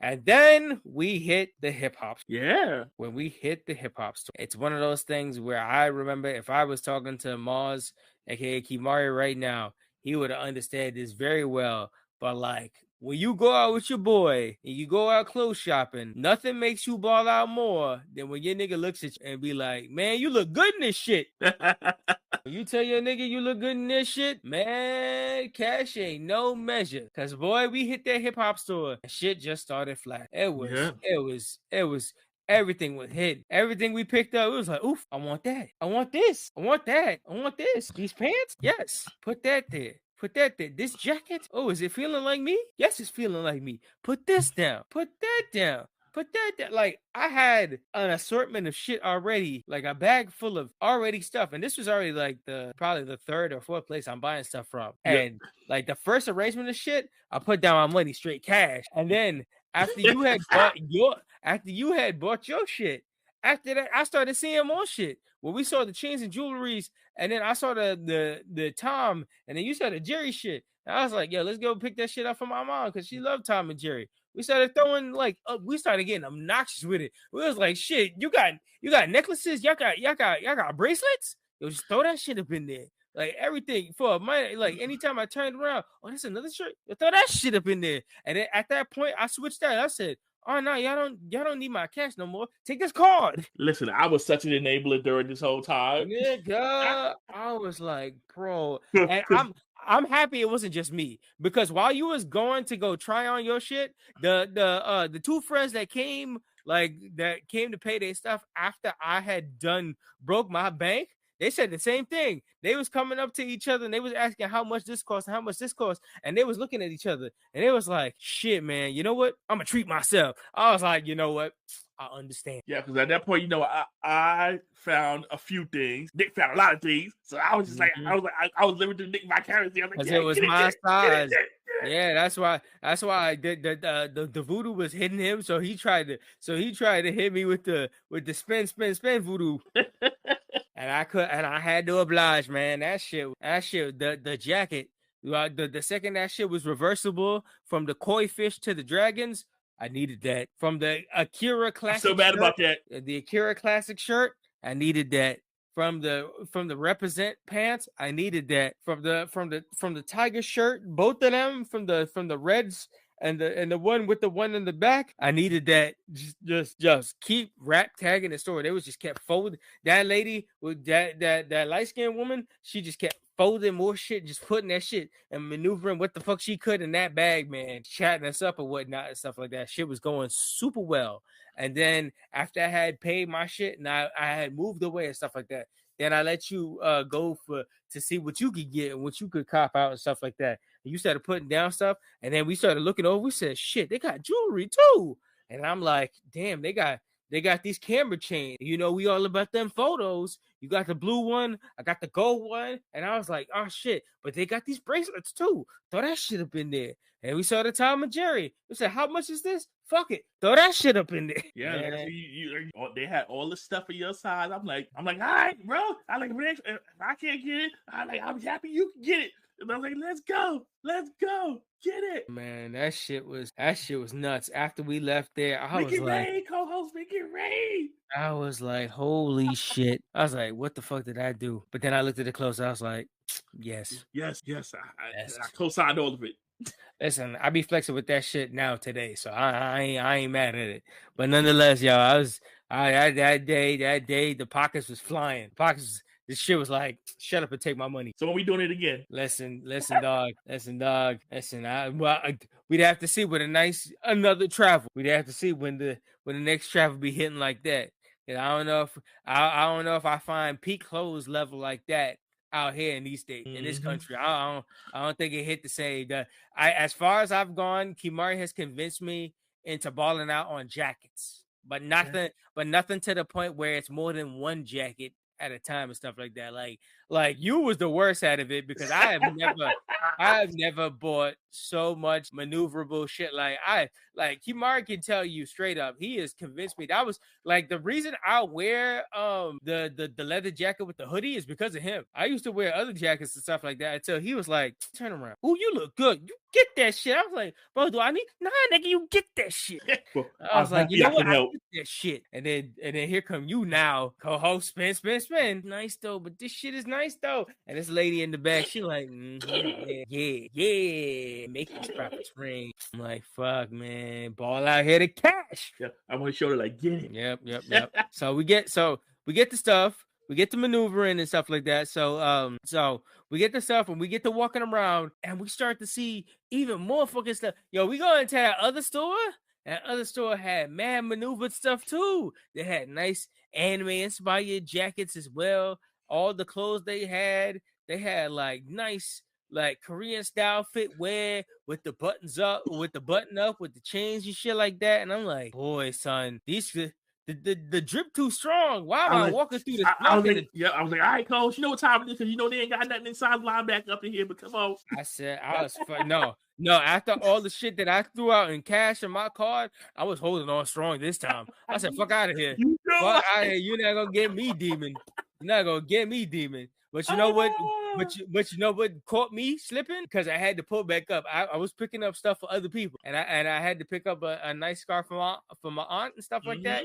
And then I had to run back up because when we went upstairs, I saw that Hello Kitty jacket, and I was like, "Fuck! All right, they got me." Because I was looking specifically for one big gift for Kenya, and I was like, "All right, they got me here." And I called Kenya. And I swear to God, it was like 1 a.m. It was 1 to 2 a.m. out there in the States. And I called her on some FaceTime shit, hoping that this shit was going to work. She had like about 3 different chances to pick up. If she didn't pick up, she was going to be hella tight. By the time if I left and that shit was not there anymore. So I racked that shit up and I looked at shit. And I was like, yo, real. She woke up out her sleep because I heard her half a dead. She was like, what? And I was like, just tell me right now, do you want this jacket? I told her straight up. I was like, straight cash. Do you want this jacket? I was like, she was like, oh, that shit look nice. All right, sure. And I was like, all right, that's it. All right, bye. Click. I was like, I grabbed that shit right off the rack. I made sure it was the same size as mine just in case. So it could be a nice overall and shit like that. And I got that shit. And I came back. And then they was like, oh, you can use your passport for this guy. I said, bam. All right, here you go. Here's my card. Maneuver. Boom. I got more shit. So here my bag. Even I got another bag. So here me loaded up with about 4 bags right now. And I'm like, fuck it, man. We hungry now. Let's find something. And we found this nice burger place that took Passmo as well. Yep. Ooh, yeah. Yeah, they had the drinks. They had a spot where we could, use the bathroom. But Days Gone Wild everywhere and stuff like that. We sat down. We wanted to reflect on what the fuck we was going to do, after we do a little shopping and shit like that. That's where I got the idea. And I started telling you, I was like, you know what? We're not that crazy far away from the Gundam shit. I mean, like, what if we just, I mean, for the hell of it, we ain't got nothing planned for the day. What if we just like pull up and see like we don't got tickets, but like, let's see if we can get close enough. Like maybe they have, like they can't hide the Gundam, so we could take a picture, like by it there, and it just in case if they couldn't like let us in or something like that. I said, fuck it, let's see. And then what was playing in my head the whole time I was thinking about going over there was like how Peter reacted when we said that the tickets sold out. He was like, tickets? I was like, why he did it like that? Because I looked like when I researched and that shit was sold out, I was like, if he reacted like that, maybe you could just buy shit. Maybe they was just like centerpiece in that shit, but like maybe you could just go off of vibes. And I was like, all right, shit. Yeah. So I started to talk to you about that, and then we started making our last bit of maneuvers to the clothing place that we was originally supposed to fucking go there. But we stopped like 7 different times to other places, spent so much money. Yeah, by the time we got there, we was like, oh, well.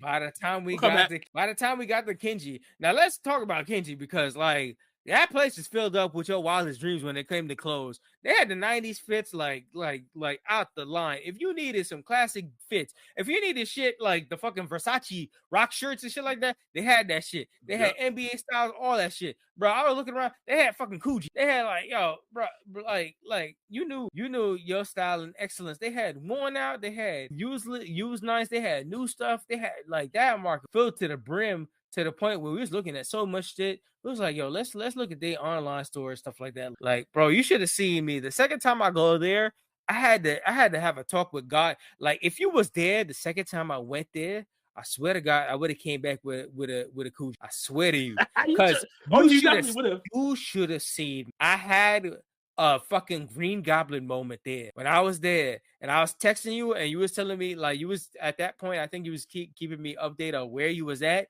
but I was there, and I had the shit in my hand, and I looked at the price, and I was like, do I want to ball out right now? That's why sometimes you always need your, if you wanna go into your worst urge, always have your niggas with your clothes shopping, because I legit dead had that shit in my hand. And I looked at that shit and I was like, I could, but do I want to go home acting this rich? Do I want to walk these streets in my hood in a Coogee right now? Oh, you lucky I wasn't there, because you got it. I said no, I'm not doing this. I put it back. Really got it. And I was like, not me, not today. I'm like, Nick, you forgot something. That's the whole difference, man. Because it was my size and everything. I looked at that shit. I was like, like we just gonna put this in the bag. I dead took 5 minutes and kept looking and studying out my options and my money and my price and stuff like that. I was like, I was even doing the maneuvers, and I was like, how much is it costing now? You know, we go and check that online store. It's still up. Dang. Oh no, I checked the online store. It's there too. I was okay, you know what? Come on, just come on. Come on. Nope. Yeah, I put it back. Yeah, I put it back, but that was for later down the line. But when we got in there, yo, we was looking all around, and the styles were styling. But we definitely took the information to go for the online store and stuff like that later on down. So we making our walk through the maneuvers and stuff like that. We see, so the past 2 days we've been joking about it when we was talking to Peter, because Peter was our low-key guide throughout our Japan travel, because he's been there before, he's known around and stuff like that. He was giving us recommendations on places to go, find to eat and stuff like that. And so we was talking to him before about doing go-karts, and like he advised against it because he said he don't want us to look like assholes out there and run the streets and whatnot. But every time we looked around, niggas was popping by us. Like, they were so fast with the go-karts, we didn't even have time to really take pictures of them niggas or record them going through the streets. So it was like zoom, and every time they passed by, we would always hit up Peter like, well, look at them go-karting. So this happened while we was going to 7-Eleven. This happened when we was going around the Kinji and shit like that. Yo, shit was a mess. She was a mess every time we looked around for that shit. Yo, for real. Yeah. So we was making maneuvers. We gonna get to it, Peter. We gonna get to it. We was walking around and we walked around a couple of the shops. So this K-Store costume shop that had like everything of your wildest dreams when it came to costumes, big heavy costume. We saw more 7-Elevens. We saw a big guitar store, a little puppy and kitten store, which, yo, talk about my wildest urges there, man. Like, I saw a puppy in there that was so small. Yo, I was looking at my cash. I was like, damn, you making me want to spend money on a fucking puppy. I don't know if I can take this back in the States. Right? I'm like, oh, I'm gonna have to smuggle you. Yeah, man, this shit is crazy. And then let's talk about your adventure with trying to get a screen protector at the Galaxy store. Man, listen, I still need to get this screen protector replaced. Still? Yeah, because the nearest Samsung store is all the way on the other end of Manhattan. I just hate for like going out. But yeah, so we went to the Samsung store, this big giant flagship Samsung store in Japan. I take my phone is literally on the billboard. The phone is the billboard. So I bring my phone and I'm like, hey, do you guys have a screen protector? I need to get my screen protector replaced. They're like, nah, we ain't got enough for that. What? How? This is like, I'm like, you bullshitting me, man. It's up there on the billboard. Goals was so tight about it. He made a video on it. I was like, this is bullshit. I'm like, yo, I'm in Japan. I'm like, you see that big thing on the billboard? Yeah, that's my phone. I went in there to go get a screen protector. They tell me I don't got none. He is recorded with the same phone. It's on the billboard, and y'all ain't got no screen protector for that? What's going on? Bull. So we got out there extra anxious. Samsung do better. Yeah. I don't know what the fuck was that at all. But yeah, so after we had gotten our burger and stuff like that, and we made our maneuver back into, this is now when Takeover Street is like extra heavy, busy and stuff like that. Tell me how we still, no matter where you go, there will always be niggas selling mixed. Why the fuck did we go through Takeover Street and there was niggas? There was a bunch of people selling like a whole bunch of different stuff because they have like a whole bunch of venue carts and stuff like that all around and stuff. But why was there niggas selling mixtapes in the middle of Takeover Streets?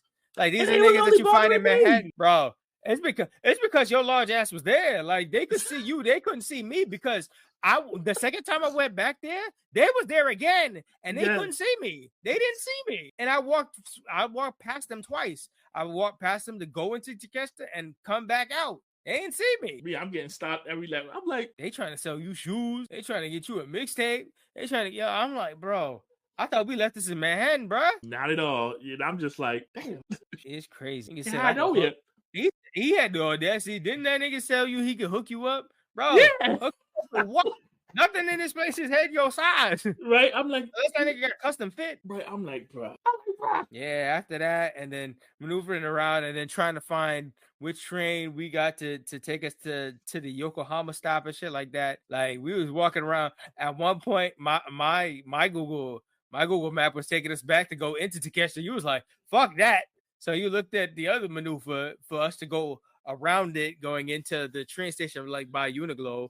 But we went and took that Yokohama, which roughly was about an hour. I was worth on the train and stuff like that.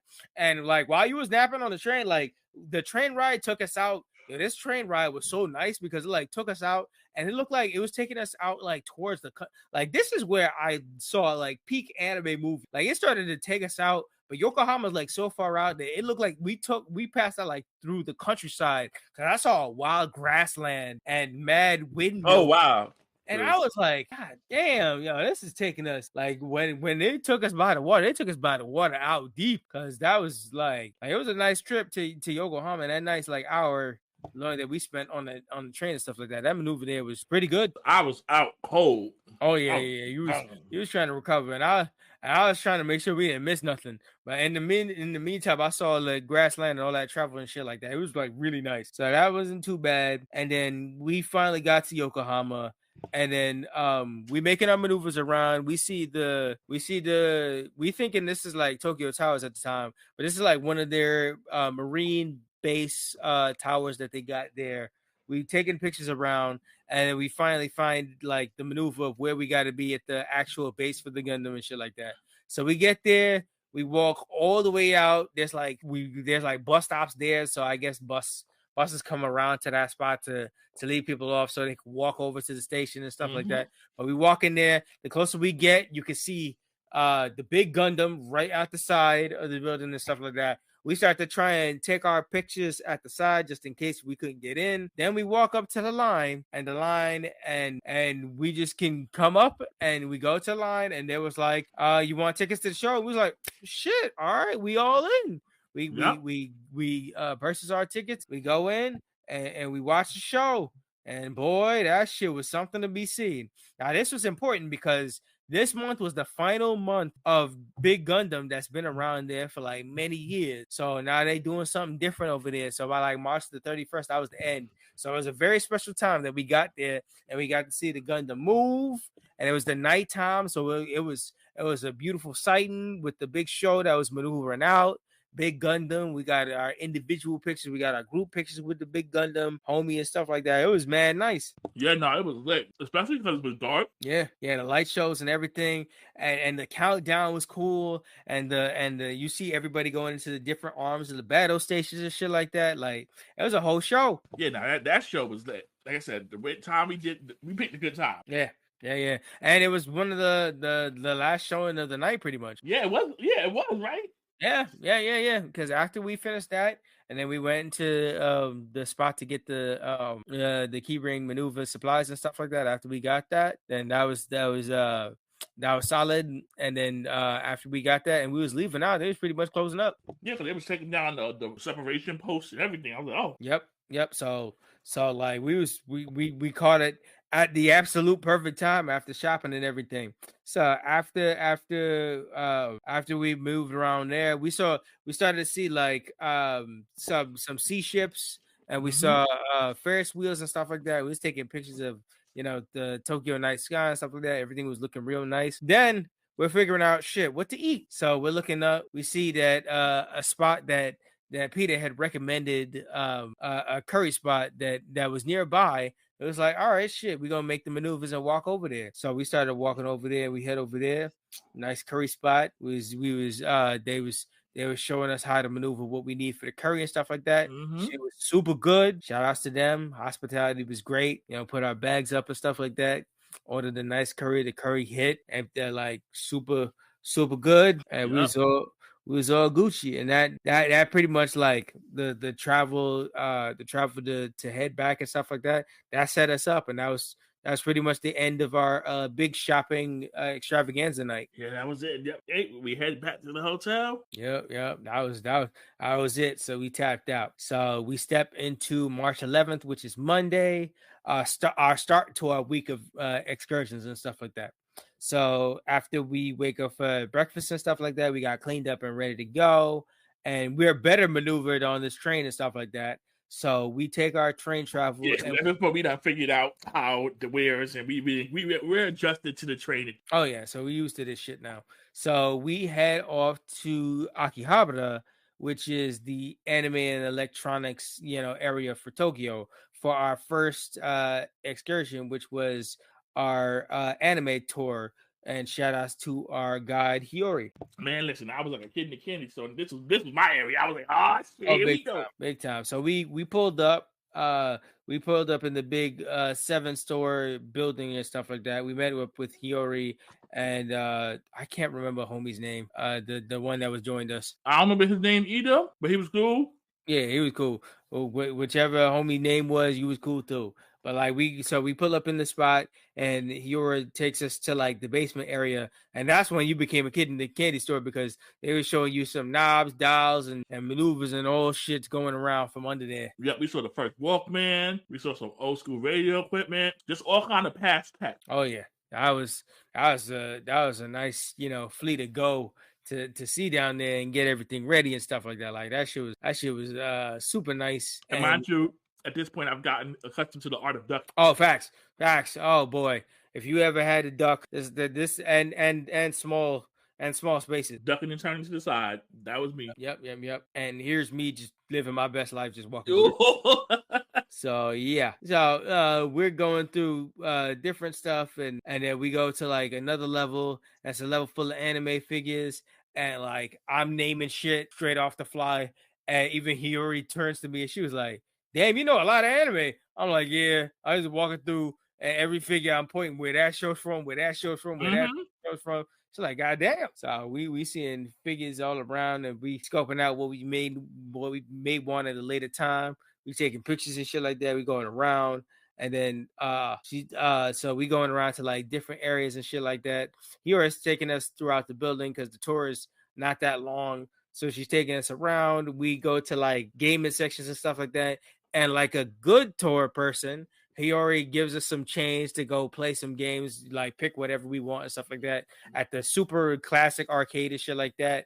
And me and co-hosts, we got a thing where like every time we go to an arcade and shit like that at this point, especially if it's out of country and stuff like that, we got to do a race of shit. We got to maneuver each other and stuff like that. So yeah, put another +1 on the docket board for this co-host. Definitely did. On the car stuff. But yeah, I want my lick back. You've been saying that since London, bro. But yeah, so we maneuvering our shit around. It's claw machine. Yeah. Yep. Claw machines all around.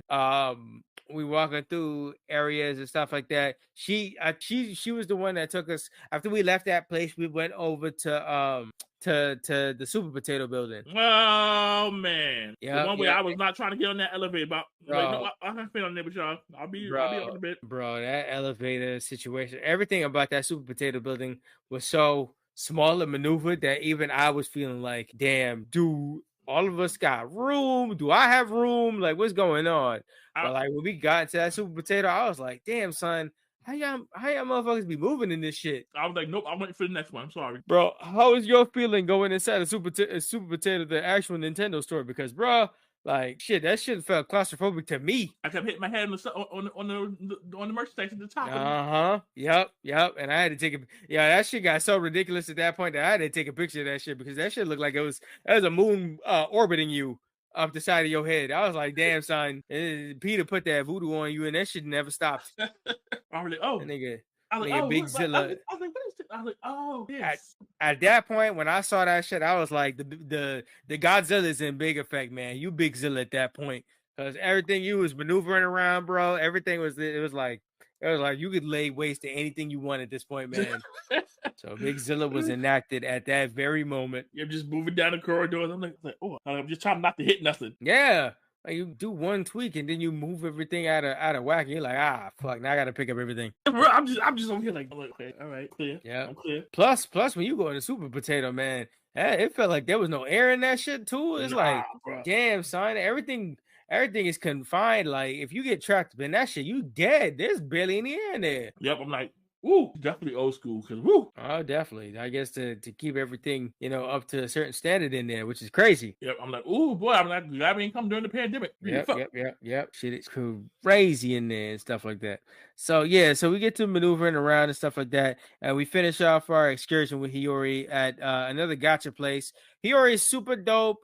We going through this the gaming spot and stuff like that. Like she gave us money for the arcade. She gave us money for snacks. She gave us she giving us tips and stuff and letting us know about the information around the area and what we could do.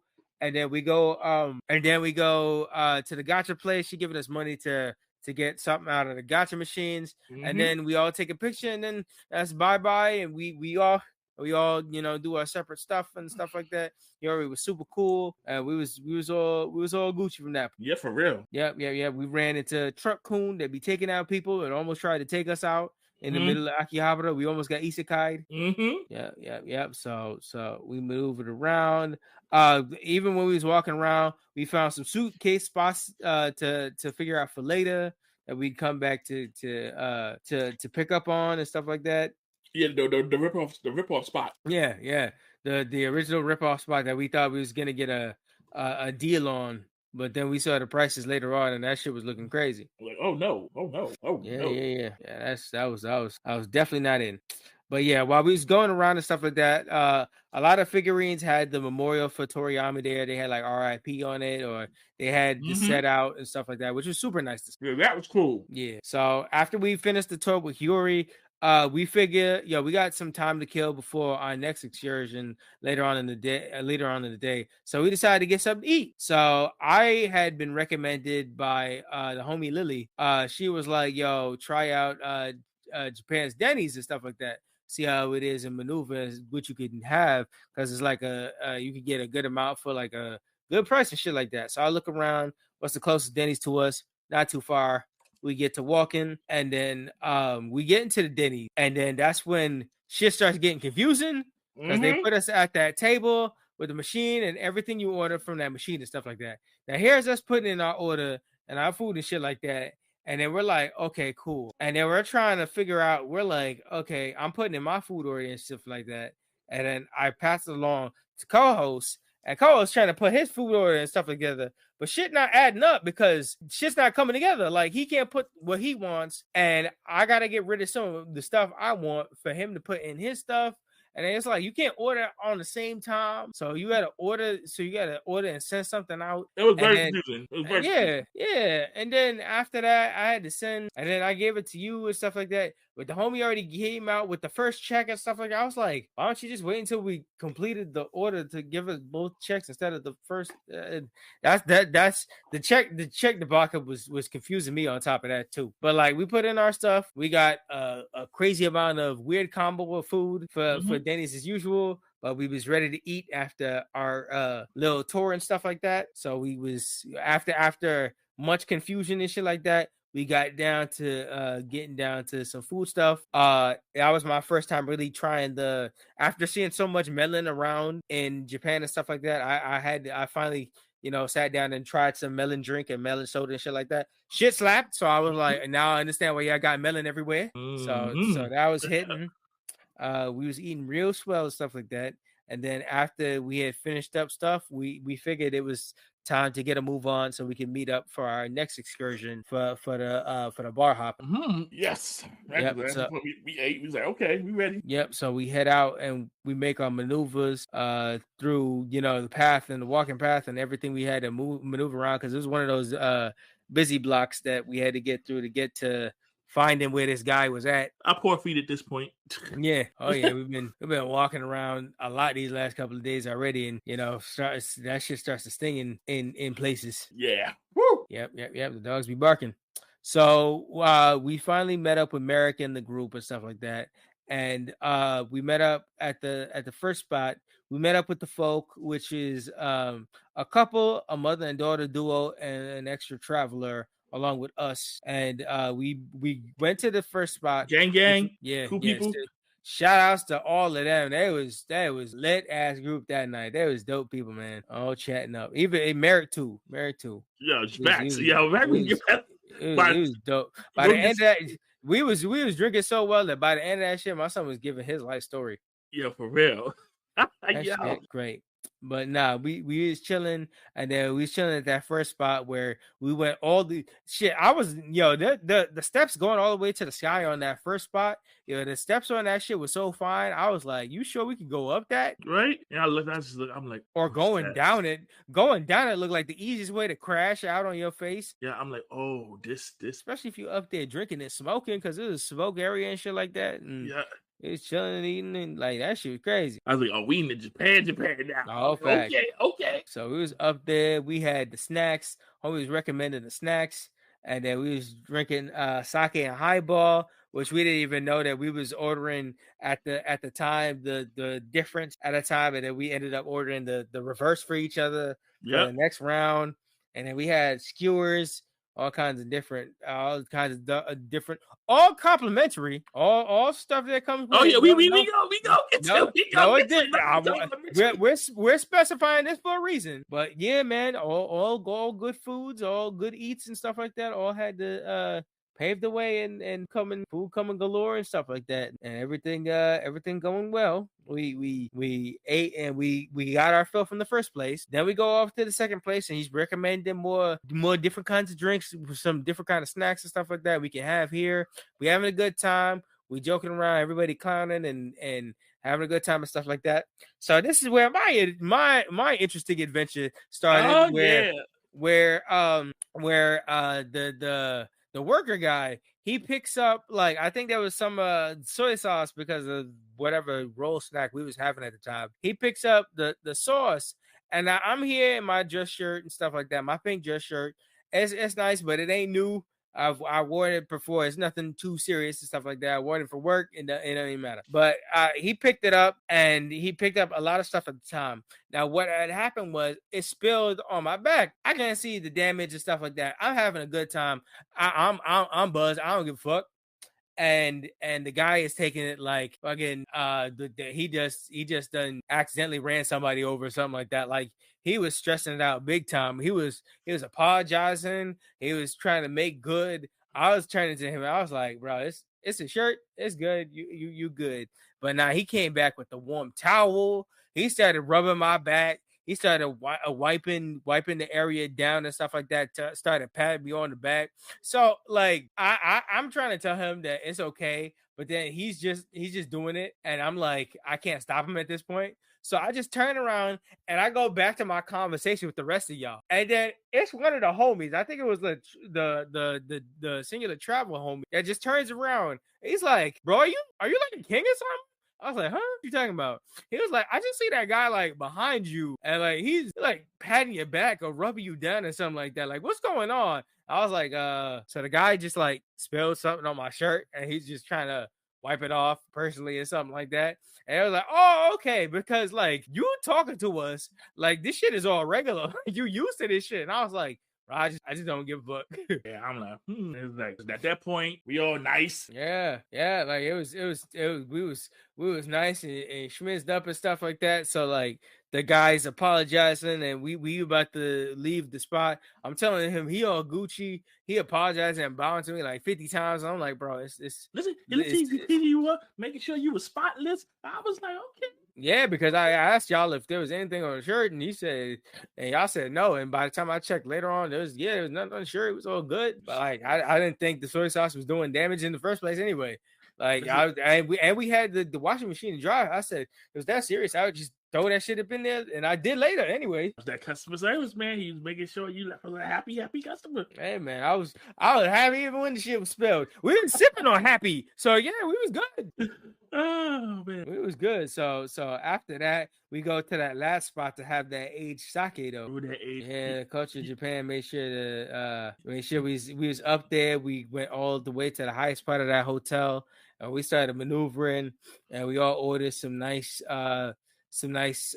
you got to be in the building to experience this kind of sake fresh for you. And then everybody got their own kind of stylings and stuff like that. We were sipping on that stuff, and it was like one of those nights where like everybody had why am I forgetting our famous words? Kampai was real that night because man, it was what a vibe. We was up there talking about anime recommendations. We was recommending this very podcast. We was talking about life. They was recommending the onsens. That's when the onsen idea started popping in our head. We started just chatting about life and stuff like that. And Merrick was so schmizzed from his drinks and stuff like that. He started telling us about how he became a tour guide and stuff like that. Like how he got heartbroken and it ended up watching anime that took him to Japan, and now he's in Japan, and now he married with kids and shit like that here. Now doing a tour guide, and he enjoys doing this tour guide life and shit like that. Like that's a story, bro. Yo, listen, your marriage story was wild.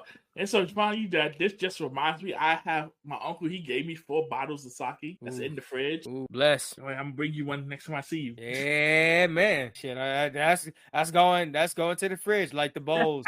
even though I think that bowls cannot still be there. No. Oh, okay. You want to know what happened? One day I walked up in there and I walked and I was sitting down. I think this was after I went out for the night. Mom was looking for something to drink. I finally went to the back of the fridge, took it out. She was like, yo, you had some stuff in the back that I was finishing off on. And she finished off the bowls. Good job, Mom. Good job. I came down and I sat down. I was like, she was like, you got a couple of liquors in the back and stuff like that. And it was like still open. So I decided to finish off and throw that shit in because I wanted to drink something to knock me out for the night. And I was like, oh, okay, well, the bowls will do it. Good job. So yeah, mom finished out the rest of that bowls. All right. So that's the end of them maneuvers. I think the only thing I got back there is some rum from DR. Okay. Yeah, that was given to me by my friend who was traveling out who came back and stuff like that. Nice. But nonetheless, it's just like we went to that last spot and that shit was like a movie.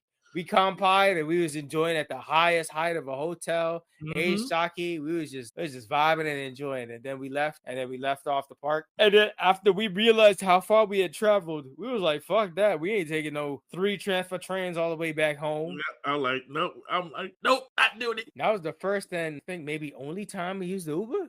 Yeah, that was the only time we used the Uber because I was like, listen, we lit. It's far. I feel like doing it.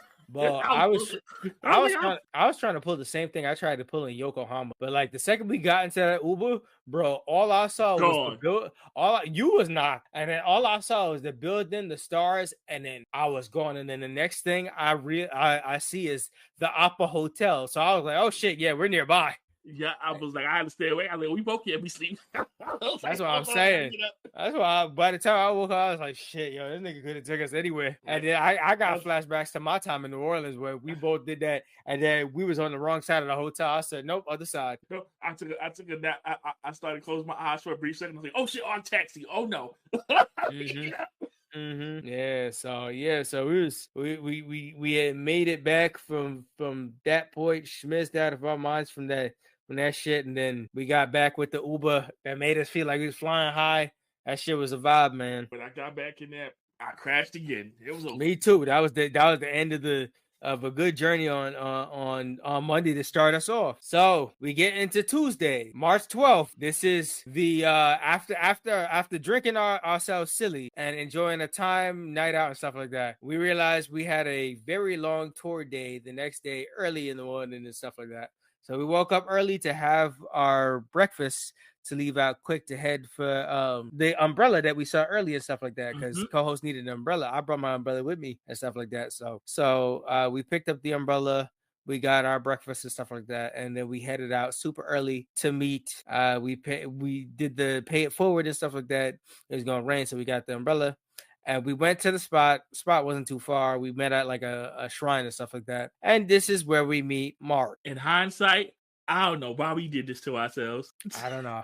It was because it said like super big adventure and stuff like that. And I thought it was gonna take us all around or something like that. I was thinking something way more than what we got. Man, I know it was gonna be a walking tour. Let's get into the worst day in the chat. So this is Tuesday. It's already raining. By the time we get there, like it's starting to rain. It wasn't like raining heavy just yet. When we get there, we meet up with Mark, and then the group consists of us and a father and son duo. The son wearing like some Nightwing fit and stuff like that. He ready to walk. We ready to walk. We ready to get these maneuvers and stuff like that. So we started our tour in a church building. This is where we see the little thing where they use to dry off their umbrellas. Smart ass invention. We just run it through and it dries off your umbrella, so you don't pull up to places just wetting that shit up and stuff like that. We spent like a few seconds. He goes through the culture of the shit that's going on and the prayers and everything that's going on. I think like one service was in session or something like that, or people was praying or something. And then we left out of there, and then he took us to the fish markets. Yeah. We going through the fish markets and the vendors and stuff like that. Fish markets, a lot of it you can't really take pictures of and stuff like that for, I guess, whatever kind of reasons they got going on. They said stuff. No pictures. Yeah, no pictures and stuff like that. But that was like one of the only free things we got when we got that cup of soup, right? Yeah. Yep. That fishy soup that we get and stuff like that. So we going through. Mark takes us through the street vendors and stuff like that. And this is where Mark starts to get his maneuvers. So we get through the street vendors and the fish markets and stuff like that. And then we go to this nice shrimp spot. And Mark's like, so yeah, what y'all gonna do is y'all got this cash. How about y'all pay for the group? I was like, oh, okay. So he's looking through us and stuff like that. Who was it? I think it was the father that was the first one that was paying for all of us, right? All right, so he paid it forward. He paid for the group and stuff like that. We got the 2 shrimp combos and stuff like that. We tried. We ran it through the sauce because we wanted to try the authentic style sushi and stuff like that they had off the fish market.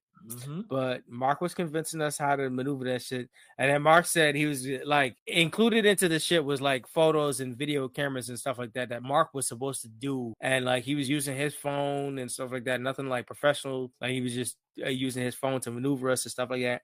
So on our run from the rain and stuff like that, because he was maneuvering through the busy streets, the side streets, and Mark's moving super fast, and we all trying to keep up. We all trying to not get lost and stuff like that. We're on the run from the rain, and then we see some snacks. We had tried from soup to matcha. Like they had the nice matcha with the strawberries on it and stuff like that and stuff. We it's either at some points we paid individually, or like the coffee matcha where we'd pay for the group and it'd be like one round enough for the group. We don't know what the test and stuff like that. We end up spending our money he was talking about you should try these Wagyu beef skewers and stuff like that. And we was trying to wait for our beef skewers and stuff like that. This is where you found your smoke room. Yeah, I was like, well, let me try one of you. So I go off and go to the smoke room. I was like, yeah, there's people in there smoking. I was like, oh, okay. I was like, oh, what does the areas look like? Because I just been breaking the law the whole time I was there, I guess. And, well, good thing we ain't get caught up like that. Right, I just be looking, I'm like, Cam, holy shit. I wouldn't even see one puff be like, woo, woo, oh shit. Right, I'm looking around like, yeah, this coast is clear. And then, yeah. Well, then when you got back to Mark, Mister don't pay for nothing, don't pay for no trade fare, don't pay for no excursions. Man. So we went on so you came back, we shared the Wagyu beef skewers and stuff like that. Ton of money, but I mean it's Wagyu, it's Japanese Wagyu, so you kind of understand that. So we go through stuff like Japanese cutlery and circle around like big walking temples and stuff like that. Like to get around, you needed to pay for. So like like co-host was saying, Mark didn't pay for nothing. No snacks, no train fare, no nothing. So if you came here after spending all your money on the tour, not a goddamn thing was included. Like how we was talking about how the tour, like we were so blessed the day before. How nice our tour guides was. How we thought we had money on us just in case we had to pay for like additional snacks or anything. Like no, the drinks was complimentary, the food was complimentary. We went to multiple places, and everywhere we went, she at least gave us enough money to at least enjoy ourselves when we like went out to like spots and stuff like that to get a snack or something like that. He already had us Americanas. Mark said, fuck all that. Like, if you needed a train, bus pass, and shit like that, my son wouldn't give you nothing. Or if he gave you anything, he'd remind you to pay him back. That's some trash shit. And we was walking all the way around. He had us walk throughout cities. We was trying to maneuver. Sometimes it stopped raining. Sometimes it rained the dickens and rained even heavier than before. We going through churches and flowers and towers, water runs. Hell, like at some point we had to stop him, man. We was like, yo, can we use the bathroom? Because we just going through everything. It was like, yeah, stop, do the bathroom, and then we just moving on forward. And we going through shit like the water ruins and stuff. We see dolls of the unborn children where like, yo, the miscarried children and stuff like that has died from the womb or something like that. They got them fitted out and stuff like that. We saw one with like the New York merm jacket and stuff like that. I was like, who fitted this child out? For real, right? Shit was crazy. We got to see from shrines to fortunes. We got our first lesson on Tanuki, which they call the first Pokemon, where we saw some places that have the spirit statues Tanuki, where if the Tanuki spirit statue is outside of the food establishment, that means the spirits do eat here. So they got ghosts in that spot. One night if you chilling eating ramen and you see a bowl pull up to you, that's just homie ghost trying to enjoy some good ramen. Yeah, right. Shoot. Yep. And then we got around to the giant statue, and the one thing on the giant statue was his giant balls. Oh yeah, he called the first Pokemon. Yeah, that damn Tanuki that got he was because he had a big belly because he was full of drink and eats, and then his balls was filled to the brim too. Yo. Man, Japan be odd, man. Japan be strange, but man, I mean, hey. Yeah, that. Yep. So we got around. We saw the first train. And then we finally, after walking for like dumb long, and we got super hungry. Mark said, "All right, I understand how y'all feeling. So let's go over here. Let's go over here to get some ramen." Now I swear on everything. This nigga said, let's get some ramen on my treat. I swear he said my treat. We sitting there. We eat. Co-host getting like extra noodles and shit like that. Throwing everything in. I'm eating my noodles. We good on the classic style ramen and shit like that. We throwing in the sauce if you need more heat and shit like that. Mix it in all together. Ramen was delicious. There's a second session of ramen we having in Tokyo. Excellent. Everything all good. We dip over and we get ready to leave and stuff like that. It's raining and stuff like that. We trying to maneuver our way out. This nigga Mark says, "All right, guys, you can pay over here." Excuse me? Say, excuse me, Mark? Excuse me, Mark. I was so tired and so out of it, and I was not ready to cuss this man in front of this establishment and shit like that, because I was like, I swore he said after walking for so long. I don't understand this. After you know how long a tour is and adventures is and all this other shit like that, you don't think, hey man, let me at least treat. Like, I had them pay for all these fucking snacks up and down all throughout the shit, like all in like a group effort or individual effort and shit like that. Maybe I should do my due diligence and get these niggas at least some ramen. You would think very basic fucking ramen. You would think. So, yo, that shit rubbed me the wrong way, and at that point, I was already irritated at Mark for sure. Listen, I was already over Mark. I was over Mark about 2 hours in. This shit was that shit bothered me. You can't just promise that and then just have us all pay at that shit. Like, yo, what you doing, man? What you doing? Yeah, but I was so. Oh, definitely. So we ended up traveling even further through shopping areas of Asakusa and stuff like that, which is like the mixture between modern and traditional stylings and stuff like that. And in between these times, we got to stop and pray at like both a big shrine and like a small shrine where we tossed in the money and did the prayer stuff and stuff. It was really nice. He brought us to the big one, and then that was like the end of our tour. He like got us there. And they kind of just, he was like, "Are you okay to go back down?" I was like, "Yo, you." And then he just, I prayed to the Buddhist. Yeah, I get it because like the knees was hurting, the legs was hurting. We got to sit down for a little bit. The homie didn't pay for jack shit. Everything had to come out of our budget. And bro, when I tell you the amount of times we was traveling from walking to taking trains to going in, going out of places, like, bro, you couldn't spend nothing, bro. Couldn't spend nothing.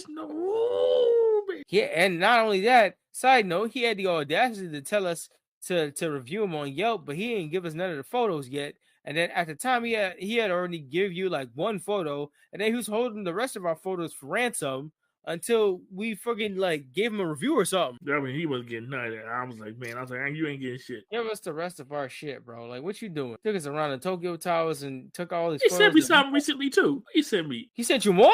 He sent me something. I saw something from him. Oh, how about yo? That's another thing that when we signed up for this in the first place, we should have knew something was weird because didn't he send you those while we was out that night drinking and shit like that? Didn't he send you his life story in the messages? Yes, he did. You know what he sent me on April 7th? He finally sent me the video. What video? The video I guess he took when we were at the shrines. Oh, I didn't know he did a video. Oh, you gotta send me that. Yeah, I didn't even know we had more content. Shit, I just know he caught a video of us walking. He caught a video of us when we eat the shrimp and stuff like that. And then he took a picture of us doing the Tokyo Tower, looking like the hardest mixtape coming out of Tokyo Towers. Yeah, that's what that thing he sent me on the 7th. Shit. So you telling me he was still holding out on shit from us for a month? Oh, I know. Yeah. So y'all hear why this is the bullshit, right?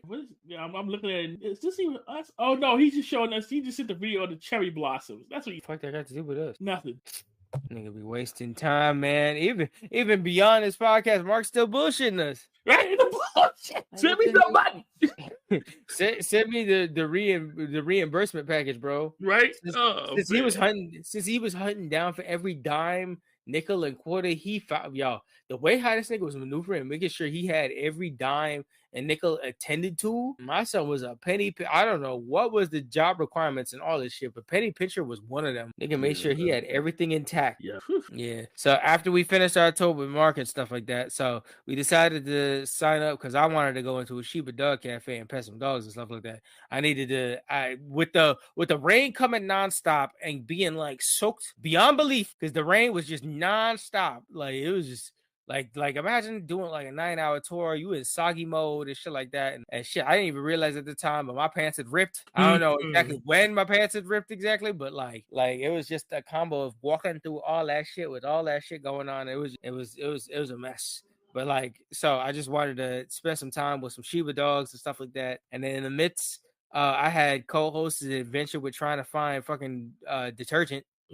Oh my goodness. Went to mad stores and shit like that, and homie was battling his life away going to Mac convenience stores like, how y'all niggas don't have detergent? Yeah, and I was like, originally I found something. It took a couple stores to go get it, so I went out early in the morning. This probably before you got up because I was just up early. I was like, okay, I'm gonna wash clothes. I was like, I figured out how the machine work already, so let me go get some detergent because I go to the convenience, use my Google Translate. I was like, all I could find was the pod.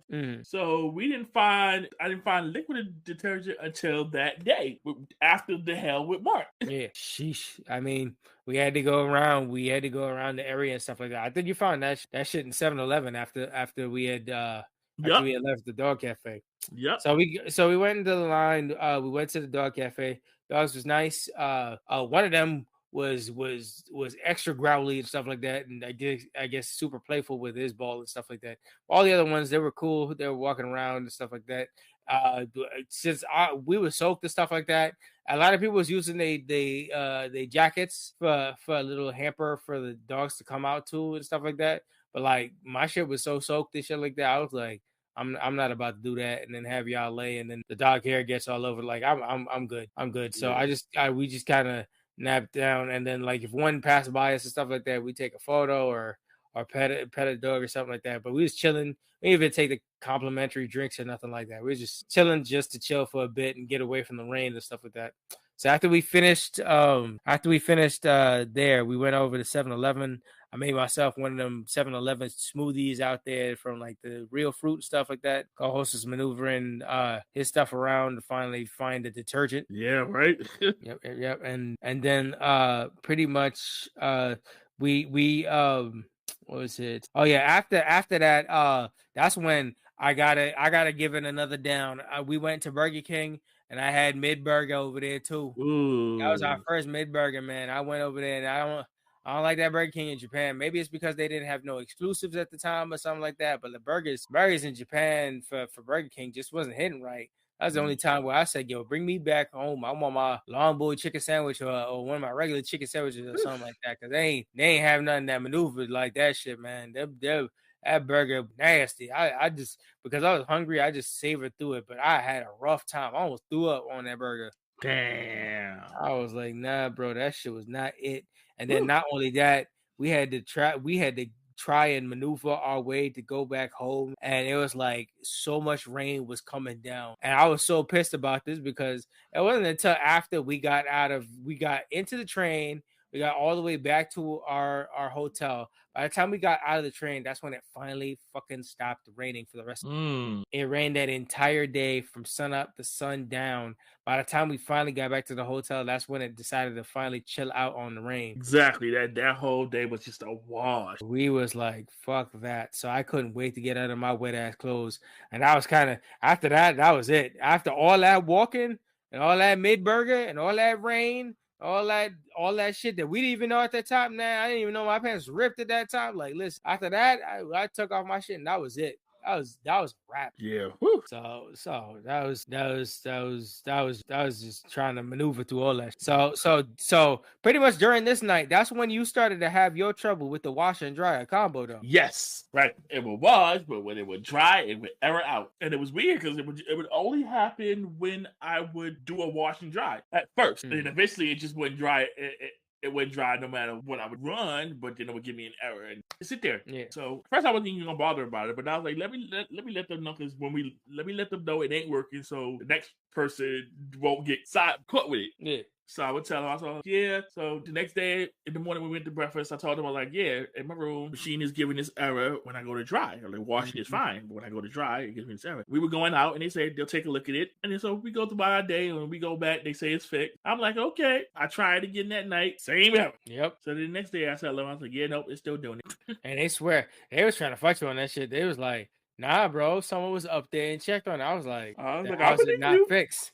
Yeah, I'm like, I believe you, but I'm like, you're still doing the same thing. And then where's the result in that shit? After somebody had went up there and said it was fixed, the next time they went to check up there, you got hit with an nice mess. They told you, we sorry, you can't use the drying function on this washer/dryer combo no more. Yep, they're like, it's out of order. I was like, okay. So they're like, what we could do is we could move you to a different room. So at this point, we were like Wednesday, Thursday at this point. Yeah, we just about to get into like the detail of Wednesday. So yeah, by like Thursday, I think you moved off. Yeah, and the first time I was gonna bother, but I was like, hey, all right. I was like, okay. I was like, you know what? Whatever. I was like, I'm gonna be all over this hotel. Okay. I was like, sure. I'll move to another room. So then at this point, yeah, but I think at that point we didn't realize that the keys only take you specifically up to your room and your floor, because we was already there on our personal floor. Because for the longest time, I was like, I remember one time I tried to go downstairs. I was like, what the fuck's going on? I kept trying to go to your floor and it just wouldn't work. Yeah. When I realized that too, when I got up there, I was like, to the floor? Yeah.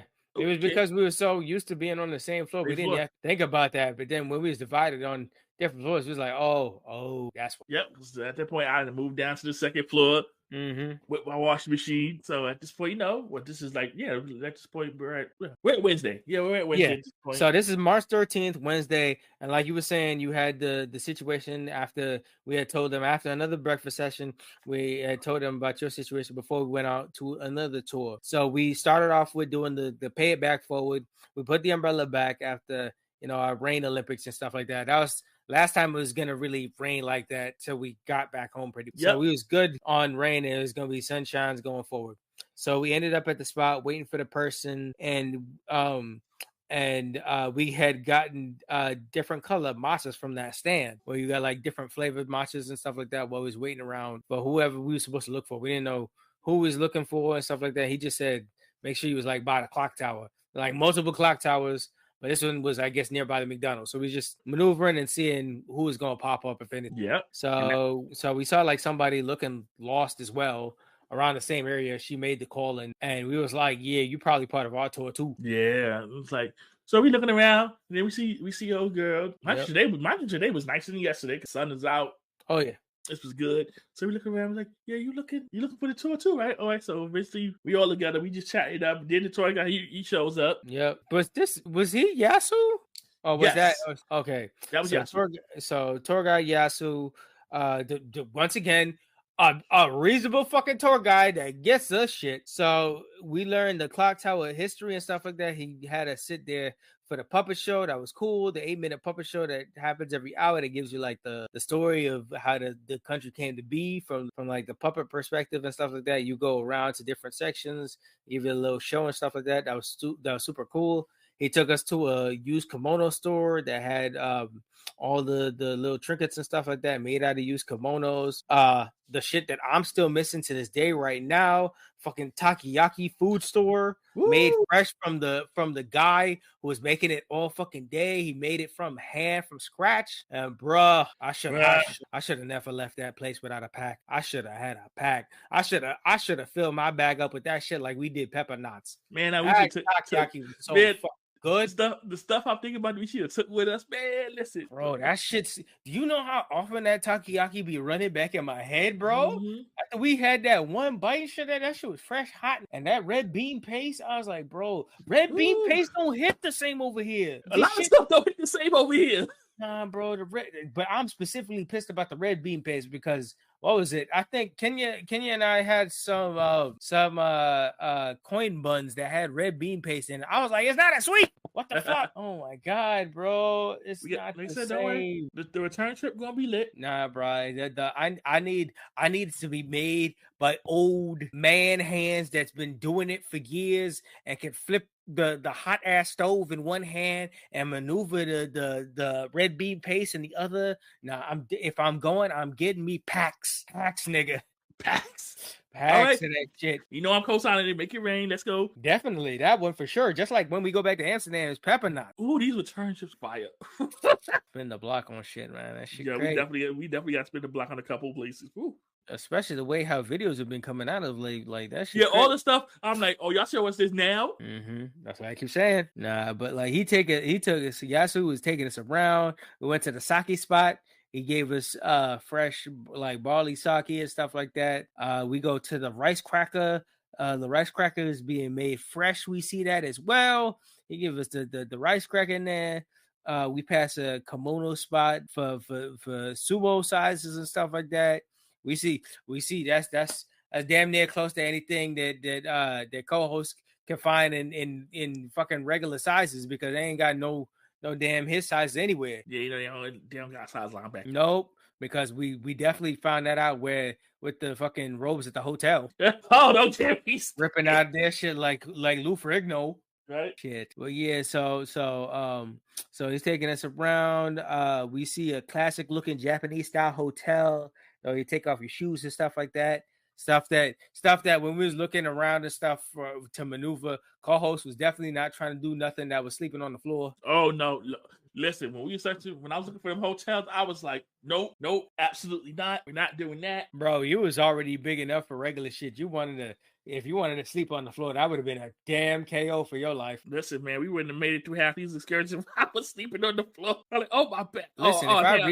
Listen, if I realized the hotel that I pointed out in that picture when we was going through that shit, when we was on our beer walking adventures and excursions and shit like that, I would have fucking realized that was the Godzilla hotel. Honest to God, we should have balled out and been in the Godzilla hotel. You would have been Gucci. Because you saw the size of the beds and shit up in there was super sized, as you would imagine for a Godzilla hotel. Right. We would have been the harder maneuvers. Stuff we know now. Shit, who would have thought? Not only do they have Godzilla Hotel with activating Godzilla fire breath and shit like that, but like you got supersized beds and everything. I bet you they give good ass breakfast and shit like that. Like, man, crazy. That's why we studying up. You live and you learn from first round, and you come back stronger the second. Ooh, like I said, that return trip is gonna be something else. Say that for everything. We see you for everything, y'all. But yeah, so yeah, we got the whole maneuver. He bringing us around and stuff like that, and then he took us around to like tea shops and stuff like that, and so yeah, he took us around to Japanese style hotels. We asked him about the square cars because there's a lot of square cars in Japan. Like they love boxy, box style stuff, and yo, that's another thing. You barely heard a honk out there. Like, everybody's so respectful to the point where like they could have the right of way for the longest time and shit like that. If you in the streets, they ain't moving an inch, buddy. They like ain't no maneuvers, ain't no accidents, ain't no situations going down for them. Yeah, I'm like, yeah. So they maneuver all around. He was explaining to us the history of the box style cars they got out there. He's showing us different like religious faiths and a breakdown on that. The next is like I said, the tea from before. We found another Tanuki in there. That tea spot was playing the black jams though. That lady was busting out that Mariah Carey and shit in the back, like she was crazy. Yeah, for real. Then we had, do you remember the name of that potato meat and brown sugar snack that we had? I just saw a picture of my phone, but I don't remember the name. Dude, I was trying to look up. I can't find the fucking name for it. I was trying to Google it and I can't find it. We gotta find that shit later because I couldn't for the life of me I forgot the name. I'm looking at a picture of it. I just don't know what it's called. Yeah, and I was trying to look up all kinds of the history, like the way he explained it and shit like that. It's not coming up at Google, and it's bugging me. I got a video. I'm gonna have to listen to my video and see what he said. Yeah, but that was a good snack. That shit was hot as hell. That shit was a good snack too. Let's see. What is this place called? Let me see. That's phone. This place is called. He was saying shit like they didn't trust him because they didn't trust the food because they tried to give it as like a gifting thing back in the day, but they didn't trust the food because they ain't mixed their sugar and meats together. And I was just thinking that sounds like white shit. They don't mix their food and they spices and shit together. I was like, oh yeah, of course they thought that was a trap. Yeah. I'm trying to figure out what he was called. Like I said, I got a video on it, but I got to look back at that and see if he said the name of this thing. Double check that for sure. So yeah, he took us around. We shopped for souvenirs for a bit. Seen classic baby scissors. Got a even this nigga. He gave us a train single ride card. Yes, he did. Unlike Mark. Free body. Mark was. The bar for Mark is in hell. Everybody else was way better. Yeah, like I said, everybody else was good. You don't do. You just hope like, man. Well, I told guys was everybody except Mark was A1. Everybody. This homie took us around. We seen Japanese bushes. We see the robot cafe where you can see the robot staring at you from outside the door and stuff like that, telling you to come in and shit like that. Like that shit was wow. That Don Android cafe and shit like that was wow. But then looking into the video of it, it's actually a perfect idea and stuff like that. You got people who's working there that's disabled and stuff like that, that's working through the robot so they can still work in society. That's such a great idea, man. Such a Japan thing. That's what I'm saying. It's so people forward. I don't give a fuck about you here. Nope. No fucks given. No fucks given. That shit makes you mad, man. Funny, I still got my origami paper. Me too. I am not even think so. Yeah. We gotta follow instructions one day. We gotta get together and follow these instructions. I'm not doing this shit, man. Well, come on, we can make a video of it. Show us. That ain't gonna help for shit. What content? But yeah, so we went through the glass paper, the little glass stuff they had, and then he took us through the paper and origami. We saw the puppets, fans, cherry blossoms, sponge cake, castelle, toothpicks, more elevated cars, golden papers, and finished off at a shrine. So he was all Gucci, and then left us to our device. It's super cool, easy tour. We met the other chick. She was cool, so it was good. So we next off on our next maneuvers was trying to find something to eat. So shout outs to Mia, Yim's sister, aka Mrs. Big Lee right now.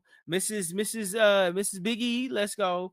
The family and stuff like that, because she was the one that that gave me the info and stuff like that, because she was in Tokyo, Japan, not too, like, I want to say like a week or 2 weeks before we pulled up. So I saw her go to a place called Wagyu Mafia Burger, and she was talking about how good that shit was, and how good the eats was. So I was like, man, we looking around for food. Let me look up what's going on. And then I see Wagyu Mafia Burger not too far off. I said, well, there you go. There's some maneuvers. So we run there, and we head over there, and we try to find out where the location is, because there's not like a big sign. Like, if you don't have a Google Maps his location, it's like a secret society that'll find it. Like, you'll have to find it's at the door, and you just walk in, and then it looks like somebody's like living garage. Like, they just got a big setup of kitchenware and shit like that out there. And then we walk in there, it's like 2 other people eating, and we don't know if it's like a wait in a line situation where you sit at a table and stuff like that, and it's just being handled by like 2 guys. And then it's just like one guy come around, and then he like seats us to the table and stuff like that. And he's like, he welcomes us, but he's also confused because he's like, how'd you guys find this place? It's usually like for members only. And I was like, oh shit, how exclusive is this shit is? And I'm looking at the menu and I'm looking at the prices. I'm like, oh, this is big time. This is big time type shit that they trying to. We found a secret location. Yeah, we found like when you see people putting shit up on Instagram, sometimes they put it up to say they balling because that Wagyu Mafia was built different. But like the 2 guys that was in there, I mean, I don't know if Wagyu Mafia, like, if these niggas is former Yakuza that wanna go into like I don't know, bro. I was asking that many questions. Oh, I'm not asking. No, they ain't. I'm not talking about that. No. Listen. They was dope people. All those, they were super, super cool. Awesome ass motherfuckers right there, man. They knew how to put on a show, a nice maneuvers. You order your food. They know how to give you a nice highball. We was sipping on that shit, calm pie. We was easy. And then when we got down to the nitty gritty, we said, we here, we hungry, we ready to eat, bro. And then we started we got the burgers, we got the truffle fries, we got the high balls, we got the Wagyu sausage, like, boy, with the Dijon spicy mustard. Yeah, like, I'm looking at the photos now. Oh man, niggas started balling in them burgers. That shit is one of those things where, man, sometimes you spend the money and, man, you gotta eat the finer things. Yep. And they came in with the welcome to Wagyu Mafia burger. Like, yo, this shit was great. No, the video, I was like, yes, okay. Nah, man, they're dope. They're dope. Presentation was dope. Everything was excellent. And then when you leaving out, these niggas give you chips and another highball, man. Yep. Yo, I'll put the highball right in the fridge in the room. Yeah, same here. That shit was posted up, man. That shit was a good time. And then off the vibes of our good time and off the vibes of highballs too, we was already gone, and I was like, you know what, boy, yo, son, real talk, bro. We should probably find an onsen, because we heard them talking about that shit earlier. We said, let's go find this onsen. I look up one that's close by. We walk over there, and then we get in there, and we try to figure out our maneuver. Thank God people are super nice and patient with us, because they telling us what to do, where to take off our shoes and put shit together. They're working with us, asking if we need a towel and shit like that, and showing us where to push the buttons and putting the key cards and figuring out how to maneuver and shit like that, and all kinds of things and stuff like that to put our stuff up. So we chilling, and we in the onsen, and we clearing our bodies out, and we getting sure we making sure we all good, and then we hop up in the hot water and stuff like that. We lay in the hot springs, and we just chill that body, relax all the stresses of what probably Tuesday and Mark put us through. Yes, just get rid of all the evil. That was smart. Shit, man. All the evil. Yep. Clear all of that bullshit away, man. Nah, that was super good. And we was chilling so long. It was chilling so good in there. Now, by the time we got in there and we got redressed and we had left the onsen and we was walking upstairs, my legs started to pass out. That's how I knew. That's how I knew it was time to go. We was walking some of them steps, and my legs started doing stanky legs. Mm-hmm. Yeah, so I knew by the time we had head back and got back to the room, I was done, because I knew that shit put me in already a state of euphoria. All I wanted to do was sleep after that. Oh, bro. Yeah. So while you was working out, Yo deal tells with the washer and dryer to the day to come. Yep. Because at this point, this was the second day of me and Era 0U04. Yeah. And remember that shit very well. Mm-hmm. Yeah. So we go into March 14th, which is Thursday. This is another fun day. We eat breakfast and then we get ready for our early morning rickshaw adventure to start off. We get there early at Akahusa and meet up with the folk. We gotta get over there and we meet up with the guys who said they need to get the extra strength guy to hold us both up, because it's like, all right, we see the rickshaws. Well, we starting the thing. We looking at each other. We like, so how they gonna do this? How it's gonna work? Yeah, I didn't know if they had like a wider rickshaw or if they're gonna need two people or they was gonna divide us into individual rickshaws. Like what was gonna do? So first thing, right, we meet Big Strong Ty, and then they got this side out, which I was not expecting. Yeah. When they wanted, I was like, oh shit. Yeah, man. Yeah, they had your name. They had your name in traditional Japanese style from last name to first. Yep. And they got the sign. We met Superstar Ty, and then son, this is how you suppose Ty took premium, and one of the pictures that he took will be the cover for this episode. But like, he took premium photo. That nigga knew exactly what he told us, how to pose and maneuver and all that shit. But that black and white photo that he took is maneuver perfect, non-grinder, bro. That was peak. Like he knew what he worked hard for his money, and he definitely took us around and shit like that. It like beside the subtle racism joke that he tried to pass off for like 2 seconds for the Steelers shit, that we both looked at each other and was like, did this nigga just say this? Right. Other than that, Ty was super cool. He took us around. He took like maximum photos. We got him confused for a second because he thought he was going to take us around for like an extra another 30 minutes. It was like, nah, we good. You done enough carrying us already. You preserve your back. Yeah. I know. And then worst is after he was finished with us, he was getting lunch. So imagine doing this for another 30 minutes when you hungry. Yeah, he's like, nah, crazy, bro. So yeah, just we was enjoying that stuff. And then after that, he was a cool guy. He laid us down and stuff like that. He gave us the Yelp review and stuff like that. I tried to put in the review for him about 5 different times, and that website was crashing. So I'm sorry for that. But like, Ty, big superstar Ty, hopefully you still doing it up big in the rickshaw game out there, man. Because for you to carry all of us and keep us smiling, keep it going, man, you a different breed. Yeah, for real. Definitely. So after that, we got our eats on for a couple of places. We ended up eating some Japanese barbecue. We had Japanese barbecue style and stuff like that with time to kill.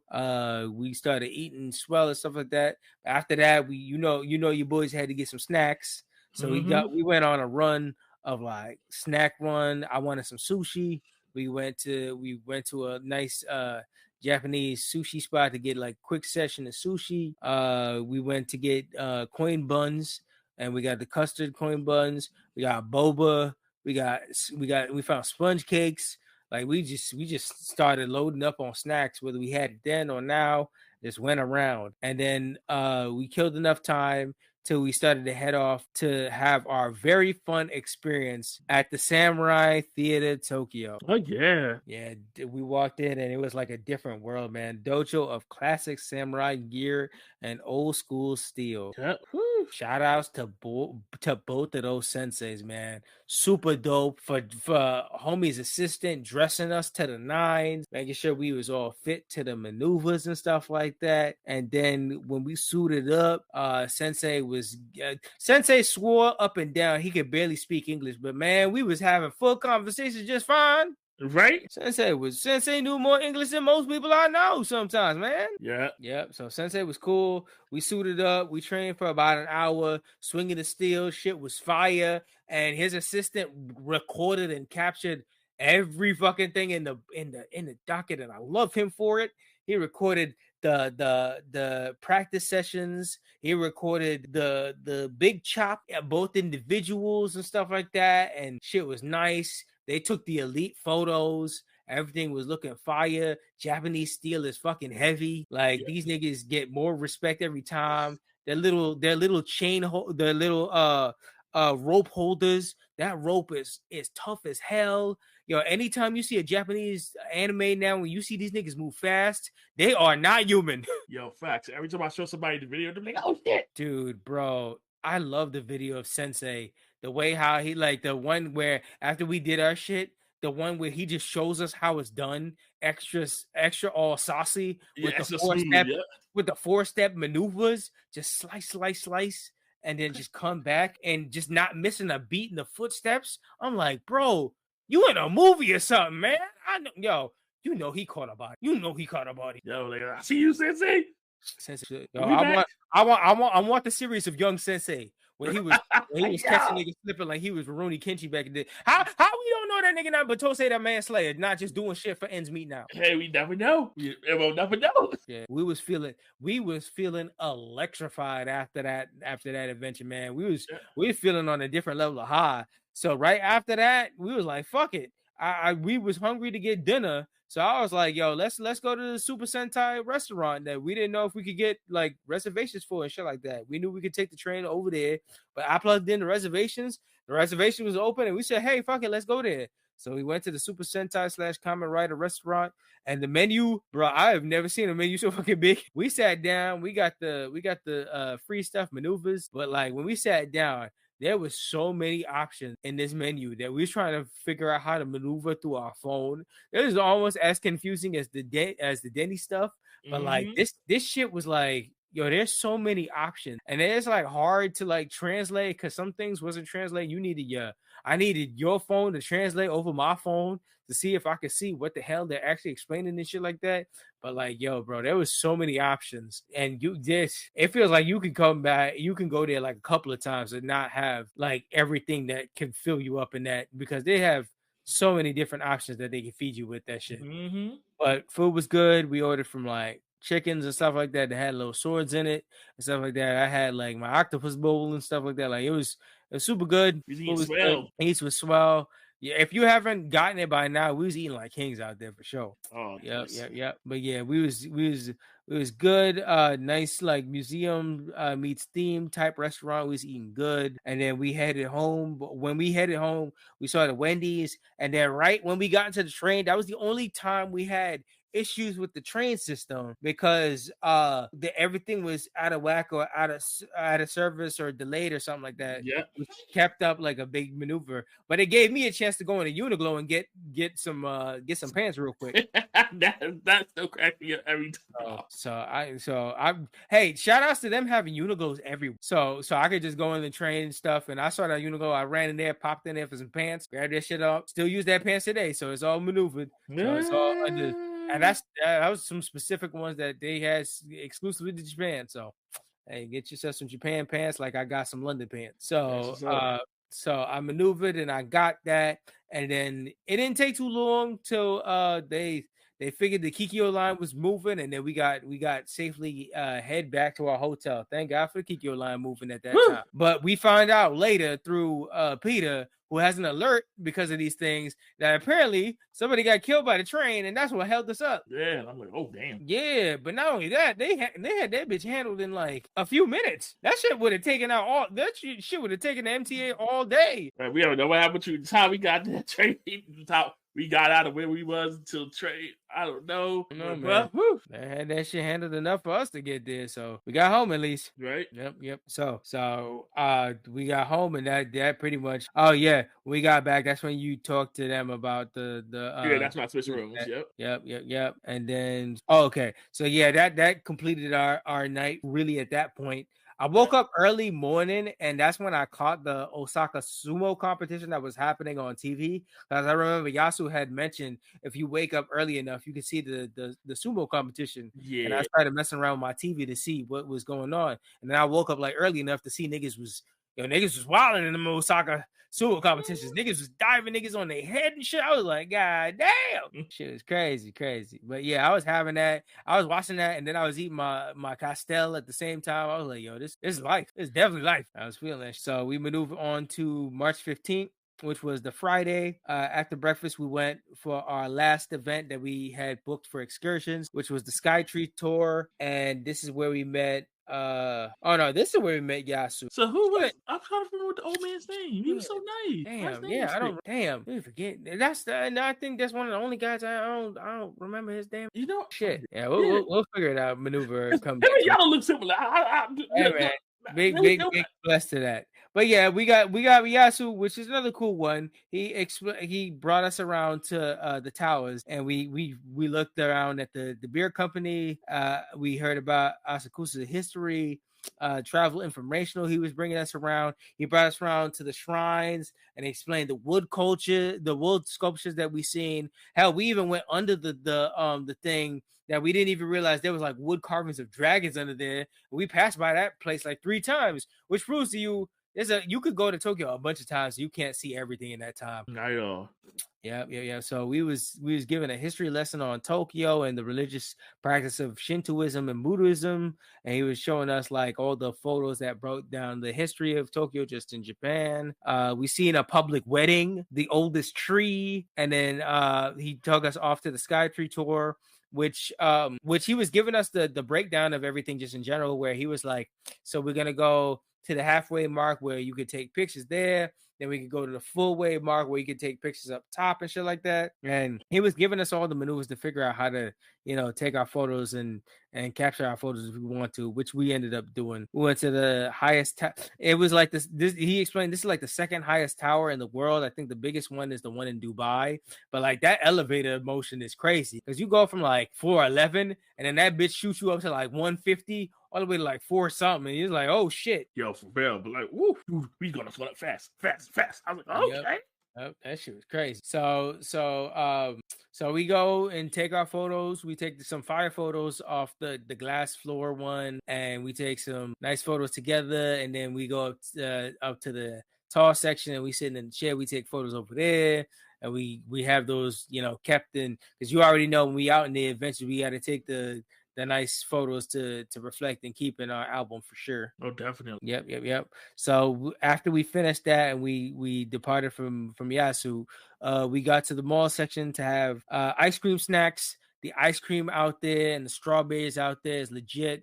That shit don't hurt my stomach like American dairy and shit like that. Like they actually built different, obviously. And that's another thing. With bidets everywhere, I have no worries about whatever the fuck I gotta eat, even if it was trouble in my stomach, because bidets is life, bro. Bidets is life. That's the one thing this trip has taught. Bidets is life, buddy. So we go around and then we see like stuff like the Pokemon Center. We see like the Viz store. We see the Kirby Cafe that we tried to get into, but we couldn't get into it because that shit was booked over like a month in advance. That shit wasn't like the Sentai restaurant. That shit was booked solid. Yeah, niggas wanted to eat at that Kirby for sure. So we ended up eating at another place I fucking miss now, because now I'm trying to chase the high of that fucking burger now. Big Kahuna Burger. I knew you was gonna bring that up. It was good, bro. I keep thinking about that fucking burger. I knew you was gonna bring that up. I need to find a Hawaiian burger place stat now, bro. That shit was dumb good. We had the big bacon. That shit was great. Shit hit the spot. Nah, that shit was beautiful. But yeah, so that like the Skytree store, it was kind of like really the main habit of that day. So that kind of finished us out for that Friday. So we maneuvered into our final major singles day before we head back, which is March 16th, Saturday, which was the solo dolo day of like majority of it. So after breakfast, instead of we had planned for like a bullet train call, but like, and when we looked into the price and figured out stuff, it was like, I don't think it's going to be best for us to maneuver. So we just picked a day to like shop and pick up the stuff that we needed, which was going to end up being Saturday. So we decided to travel on our own where we needed to be, because I needed to go back to Takeshita Street and co-host needed to go back to Akihabara to see, stuff that he can collect and stuff like that. So I went to Takeshita Street. Well, no, first I took my train and I went out to Shibuya because I wanted to see the crossing and stuff like that. Mm-hmm. And I went around the area and it was packed, and this was the actual first time I ever seen homeless out there, and it was a white person. So I was like, damn, son. Like that was the only time. It was like one homeless person. It was a white person. I was so shocked. I was like, "Oh wow, that seemed wild to me." Like that's the one place. Everything else, the streets was cleared from people. For the longest time, we was asking, "Shit, where the homeless be at?" Yeah, because we was looking for them. Yeah, you the only one that saw them. So I was like, ah. Yeah, shit's crazy. But yeah, so by the time I made it there, I was trying to go to the Shibuya Sky section so I could get like the really, really nice photos and stuff like that. But by the time I got there, 11 a.m., Shibuya Sky was all sold out. Dang. I got there and I was like, I went up the elevator and it was like an elevator to get all the way up to even further up the sky so you could take the photos and stuff like that. But everything was locked off and shit like that. So I went back into the elevator. I took some photos going down it because it's still like a high section out of it.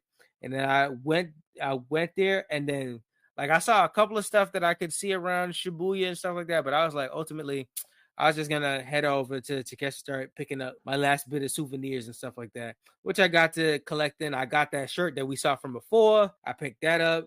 I started picking up some more gotcha gifts and stuff like that. And then like right when I was making my maneuvers and stuff like that, I saw that they had the Auto Cafe still up there, and I was like, man, I got some time. So I go over there and I see how much they got left and stuff like that.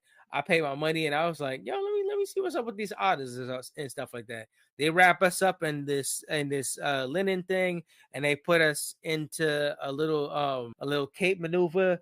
They give us slippers and they put a mask on us and stuff like that. And then they put us in the otter enclosure. And the second I got in there, man, I understood why. Because I was chilling and the otters are super cute and you could feed them and you could have them drink and stuff like that. And otters are super cool and stuff like that. But like, some of them, they be getting motherfucking aggressive. There was one of them that was like, one of them bit like a guy beside me, like right on the hamper that they gave you. That was such a good call because that one is super strong. But the otter bit the guy and started to drag his shit and tried to pull it off him. And I was like, and this is like, he's right beside me, but he's like pulling the thing and then the otter's trying to like crawl on me at the same time. And I'm like, oh shit. This shit, I'm happy that this maneuver thing is here because that motherfucker's bite is strong. Must be a Bronx otter. Probably. But all I know is, they was trying to give you like otters around, and sometimes some of them will like move off of you or something like that, or move from you or something like that. There was one that was sleeping perfectly in my lap the whole time, and that's the one I got the picture with and stuff like that. But like, more otters was coming around and they started fucking with old boy that was just trying to take a nap.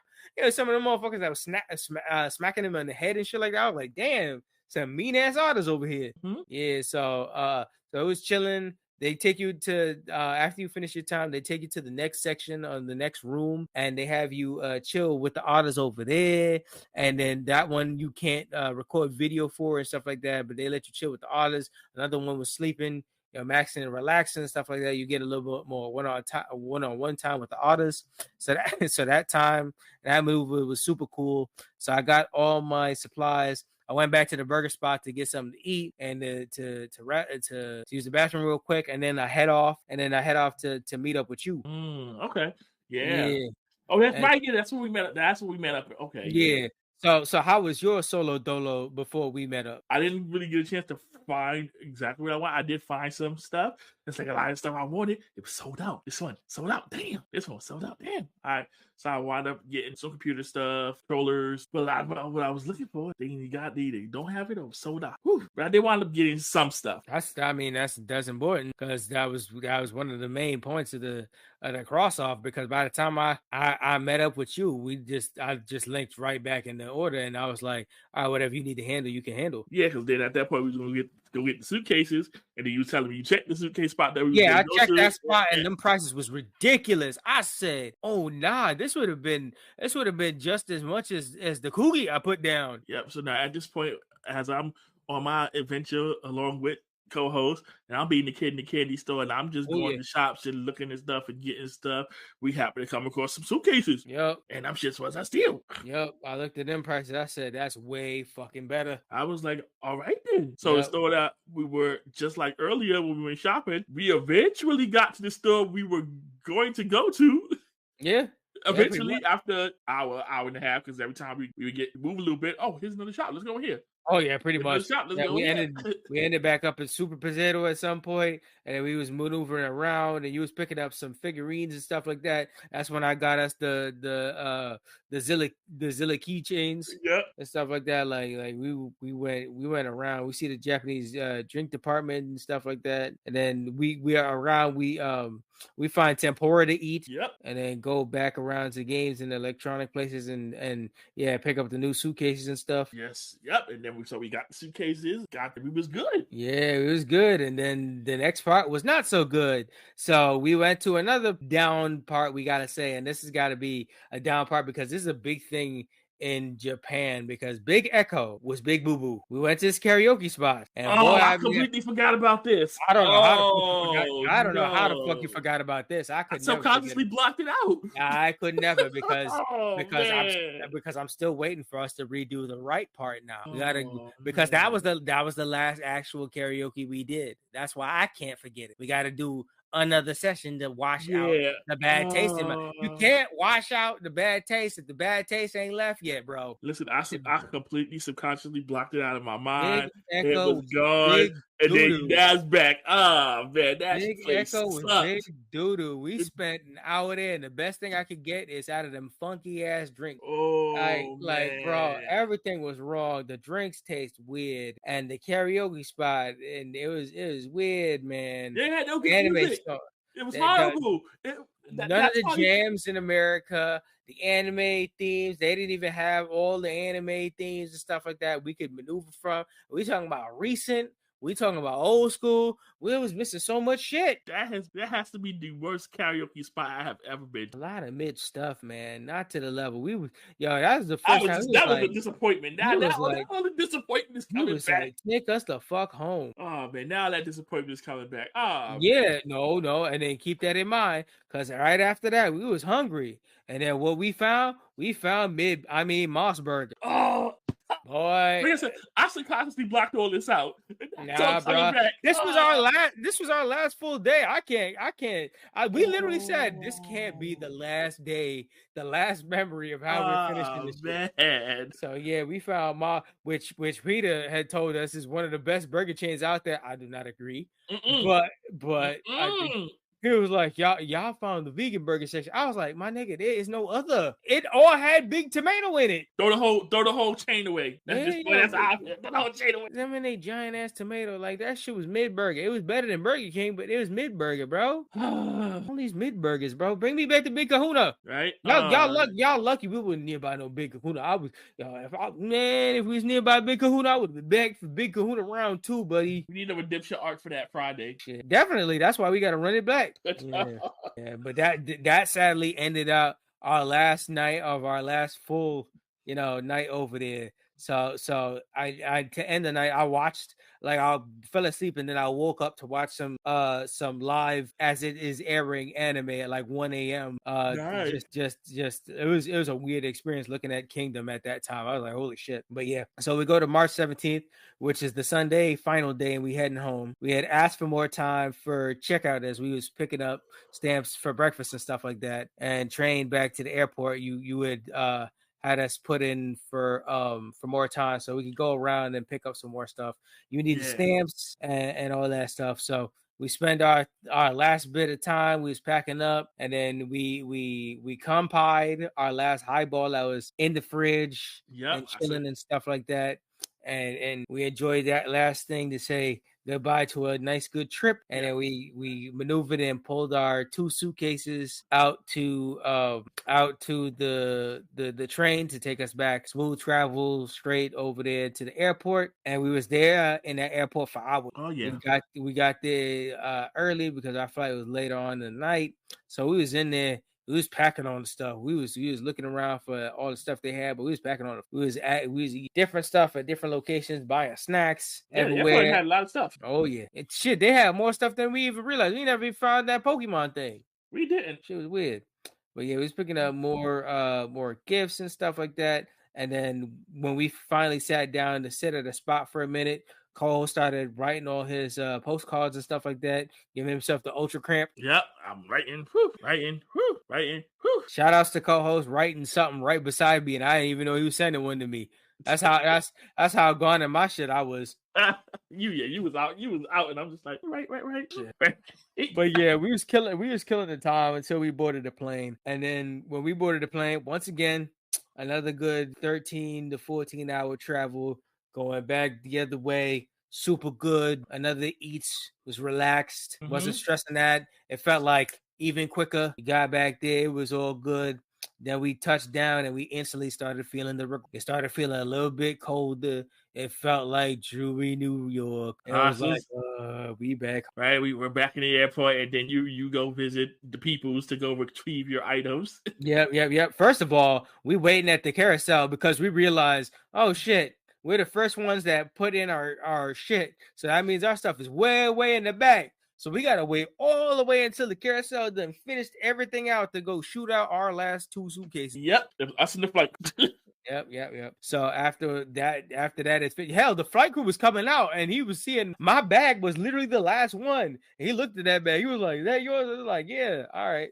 So I got my shit. Then I talked with Barry beforehand when I was touching down and stuff like that to make sure we was all in the same maneuvers and stuff like that. Barry said he got me. So by the time we came over to TSA Lost and Found and stuff like that, called Barry over, ran it for the first time.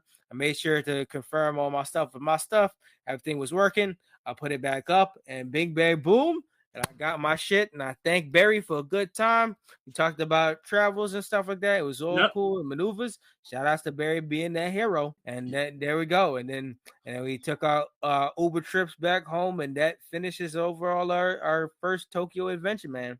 Yes, sir. So in your thoughts, what you think, man? Oh, the trip was great. Had its ups and downs, but overall, I'm glad we went. Glad we had a good time. Glad we stayed as long as we did, because we wouldn't be able to do none of that in there if we would have went our normal 5 days. Oh yeah, no, we knew we had to extend if we was going to maneuver around. But like I said, but like it's sad as always, man. It's a story going through these things, and it's a big story. And look at us talk about it on this podcast. Yep. That's why we have these podcasts to talk about this stuff. Yeah, now just figure out where to next. Yep. We'll find out, and then when we'll figure that out, y'all know when we already off the plane. That's when you go know. That's how we like to keep it out here. But yeah, that closes up Blerd by Tokyo Takeover for sure, man. It was a good trip down memory lane on that one. So yeah, we're not sure what we got next up on the review docket, but we'll collab and talk about what's the next episode we going back. But we going back on our review shit. So, yep. So we got an email set up at blerdbynature@gmail.com, Facebook, Instagram, and Threads at Blerd by Nature, Twitter /X at Blerd by Nature, nature spelled Nature. Calls, hit us with the YouTube. You can find us on YouTube by searching for Blerd by Nature Podcast. Perfect. And we are available on all podcast platforms and YouTube. Not all the episodes, but still working on that backlog and coming around and everything putting together. We have episodes here and here as we created and stuff like that. But we just had dropped our recent live episode and stuff like that with Sir Wilkins talking that X-Men greatness. Might be hopping back in the studio to redo one of those after the season's finished and stuff like that. X-Men 97, man, y'all got to be on that. That shit great. Yeah. Any final notes before I hit the outro, co-host? Kampai for sure, buddy. Thanks for joining us today from Black Thought to Nerd Power. This is Nicholas, Mr. Go with the Flow. And this is the man with the plan, Maurice. And this was another edition of the Blerd by Nature podcast. Thank you for listening, everyone. And until next time, peace. Big Zilla and the 5'3" Illa from Tokyo is in the building.